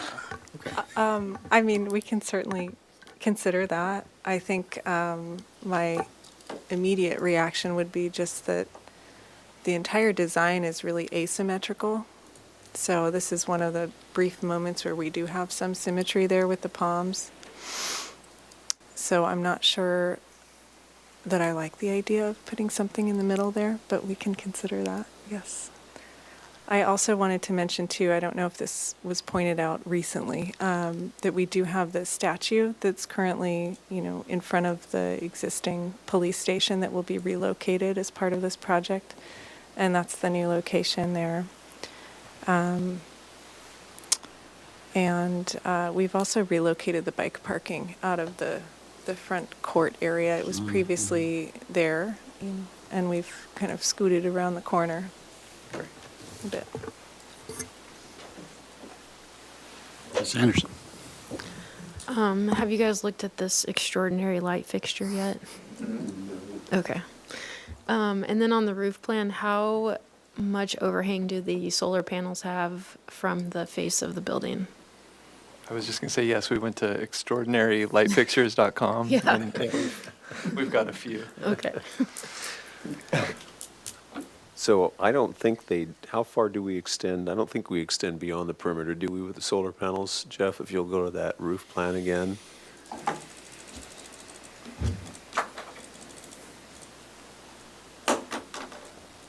So we're basically at the perimeter. So on the east and west side, it's essentially, at the exterior wall of the parking garage. And on the north and south ends, we're extending, I believe it's 4 feet. And that's how we're getting that, that beam profile with the sort of thinner section, just to kind of thin that up around the perimeter at the street frontage. Okay. Those are my questions. I have a minor follow-up. Okay. On this plan, the lower left-hand, why is there a missing panel in that little 3 o'clock space? That's a chimney. No, right there. Oh, I mean, it's just this needs to be studied Hiccup. further, but it's just a function of the panel sizes and the dimension. Okay. Right, these are all, sorry. If it's perhaps, Right, there's not enough width from the edge of this panel and the chimney element to get a full panel.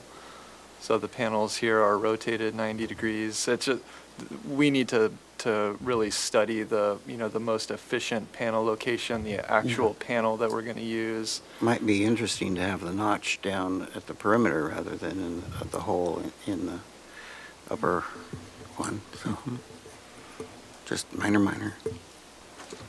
I have one other thing to add. Please. The report from Mr. Whalen's research is that Washingtonians have a lifespan of up to 250 years. Qualification, that's the Phylifera, the Robusta can exceed 500 years, and I think you have Robustas, right? I do have a follow-up question, though. I was a bit confused, Mr. Hornblum. The elevations of the beam, the castellated beam, look to be one dimension, but when we look at the street elevation, they look to be very, very deep. So my question is, how deep are those beams? The castellated beams? Well, all of them really, because the ones from the street view look like they're about 3 to 4 feet deep, if you want to go to that The perimeter view. beams, I believe, are 24 inches deep. 24?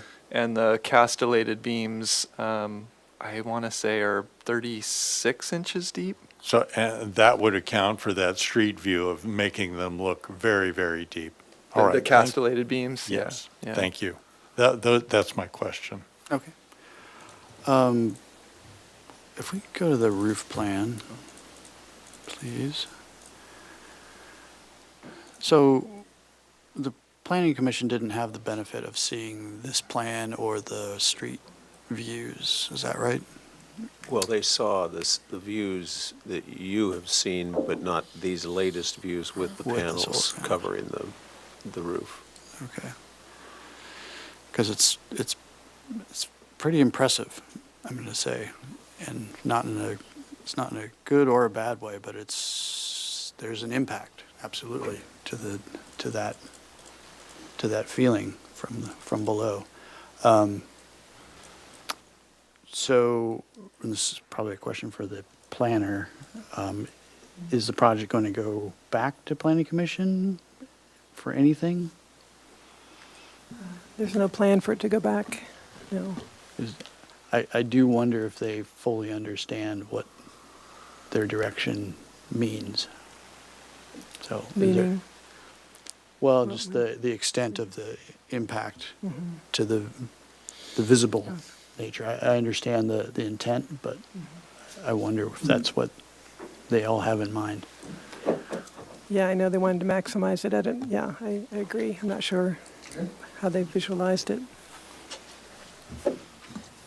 Sorry, if I may chime in. It's part of the requirement that we're, in all honesty, negotiating with the Resilience and Sustainability Department is the requirement of net zero and the qualification of that. This is the first building.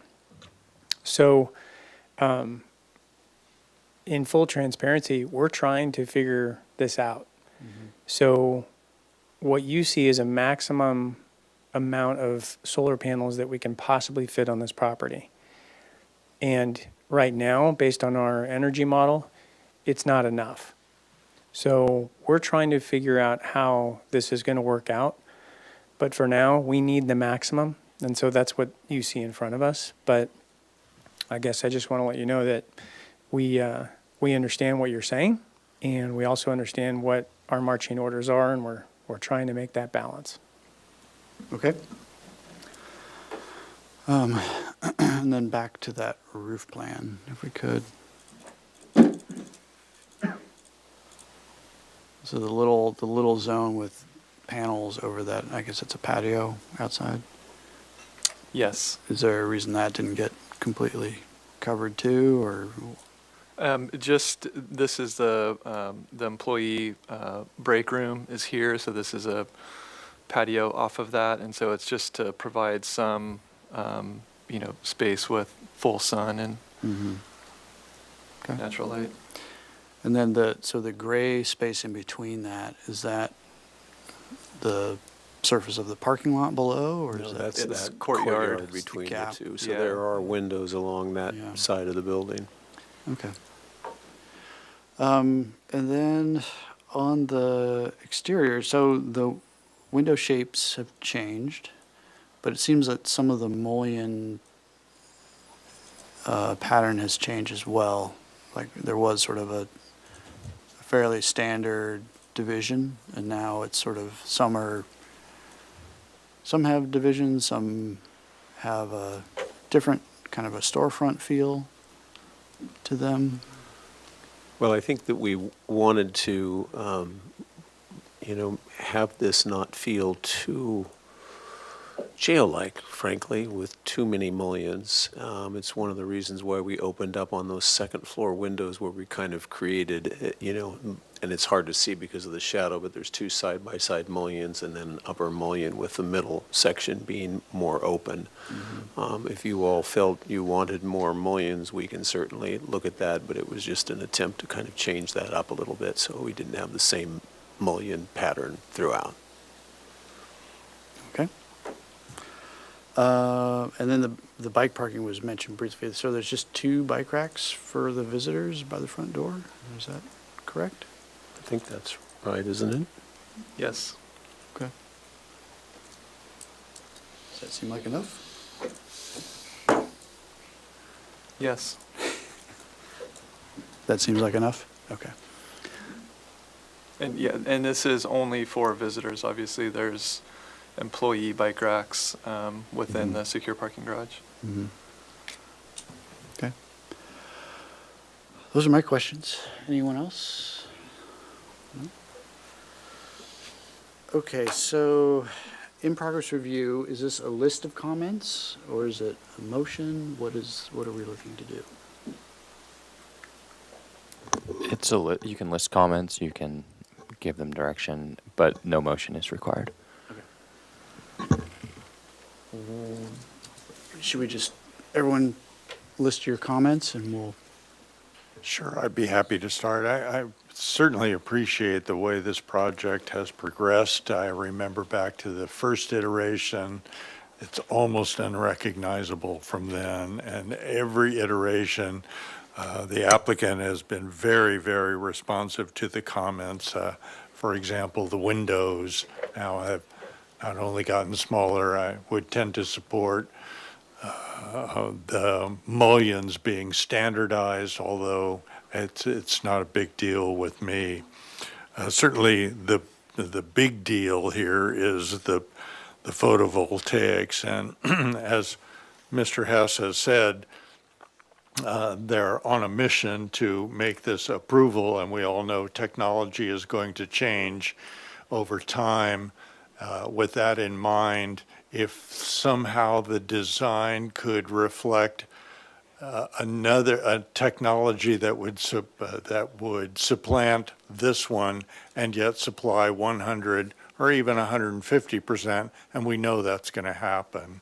If the design could somehow reflect the eventual reduction of this mass of PVs that are visible from the street, I don't know how you could magically do that, but in terms of calculating the beams and the layout sizes, if it could somehow bring this advancement in technology into mind for a future reduction, I think that would bring that in character with the truly Santa Barbara-ness of the building, because the PV array does work against the very fine design that you've achieved so far. The paving pattern inspiration, I think, is very, very appealing, and I look forward to that even being developed more to reflect the examples that you gave us, some of the brickwork, the herringbone patterns. The brickwork was kind of a short, long, short, long. I know there's a name for that, but I can't think of it right now. But to truly develop on the inspiration that you gave us, especially the example on the upper left, these all look to be European to my eye, Miss Miller, that they are reflective of archaeological sites, of things that lay beneath or came before them. And I think that's a very rich idea that you could continue to develop in your paving patterns, perhaps even to the point of Mr. Six's exclamatory gesture at that one intersection at the front door.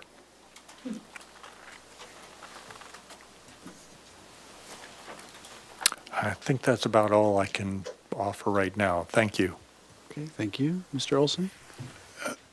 I am in full support of these changes. I think the window changes are an improvement. I'm very pro solar panels, so I just keep saying get used to these because we're going to see a lot of them as we go forward here, I hope. I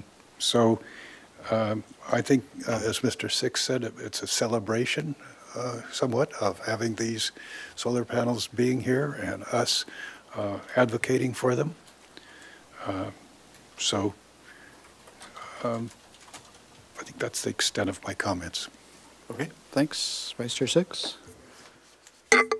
Yes, I think all the changes made are very positive. I couldn't agree with them more. I think they're the change in the palm tree layout, the layout of the flatwork and brick patterns is just, and the windows changes, I think are exquisite. And I think it's so appropriate that this expression of solar is on this last project that Mr. Olson will see, because he's always been recommending rejoicing solar, and I think it's a great way to go out. And I understand that. I think that with my comments regards to trying to lighten up as much as possible that southernmost bay against the street, that the introduction of these panels is again celebrating our future and an elegant design, and it does not contrast. I think it's a positive contrast to the fine traditional character of the building. So I'm all in support. Okay. Ms. Anderson? I appreciate the addition of pavers all the way back to the garage entry on the north side of the building. I also appreciate the updated pavement layout. I think that is in a positive direction. I think the window update, the location and sizes are appropriate. I think the mullions need to be studied further. I think the original mullion layout is actually more appealing. And then in regards to the solar, I think a lot of people don't realize the impact of going net zero and the amount of energy, especially a police station requires, and the amount of equipment needed to even supply or even support the solar panels. So I think this is interesting, and it's going to set a precedent. And 3 foot deep beams, even though they're very cool, seems large to hold up small solar panels. And I think, the support system could be studied further. And it's, like I said, it's going to set a precedent. So showing us how that fits in with the Santa Barbara style and the downtown location will be important. Okay, thank you. I agree, I think, with folks down here that every iteration of the project is getting better and better. I especially appreciate the updated landscape and hardscape design. I think it's very successful. It'll be really nice. I think the changes to, just as Ms. Anderson said, the changes to the windows and fenestration, I think is successful, with the exception of the mullions. I think maybe there's some locations where windows could drop out some of the mullions, and, you know, maybe there's special things. But in general, to tie everything together, it seems like the previous mullion design was more successful for the project. And then the solar panel. I guess my own comments is that I'm mixed in my reaction. I understand the necessity and desire for those, but I'm not sure the Planning Commission members fully understand the visible impact from the exterior.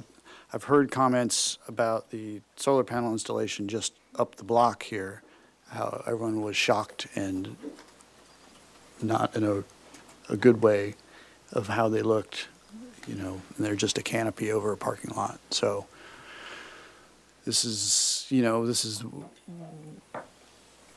a mixed, you're going to get a mixed reaction, I think, from the public on this. And while I can get behind the kind of the yin and the yang of the new and the old approach, I'm not sure it's so visually successful at this point. So I don't know if there's a way to further study that, try and pull it back a little bit from that street edge so it's a little less impactful. That'd be something to explore. Anyone else? Any further comments? I have a question to either the applicant or staff. Was it Planning Commission that was generating the requirement for net zero, or where is that coming from? No, that's a council resolution for city buildings. Okay. Is what that is. And I will say the Planning Commission chair was pretty adamant that he looked forward to being able to see the solar panel array, you know, and that it should cover the entire. So I think they were aware. But I will say that we are very concerned about making sure that it's handled in as elegant a way as possible. I'm, you know, as we went through this presentation, I'm not convinced that black is the right answer. It may be, you know, more of a gray tone, a warm gray that sort of isn't quite as visible. And I think if we will do everything we can to try to figure out a way to reduce the depths of those members. You're here. Thanks. Okay, I think that's it. Thank you very much. Thank you. Appreciate your comments. Thank you all. And with that, we can adjourn our meeting. Good night, everybody.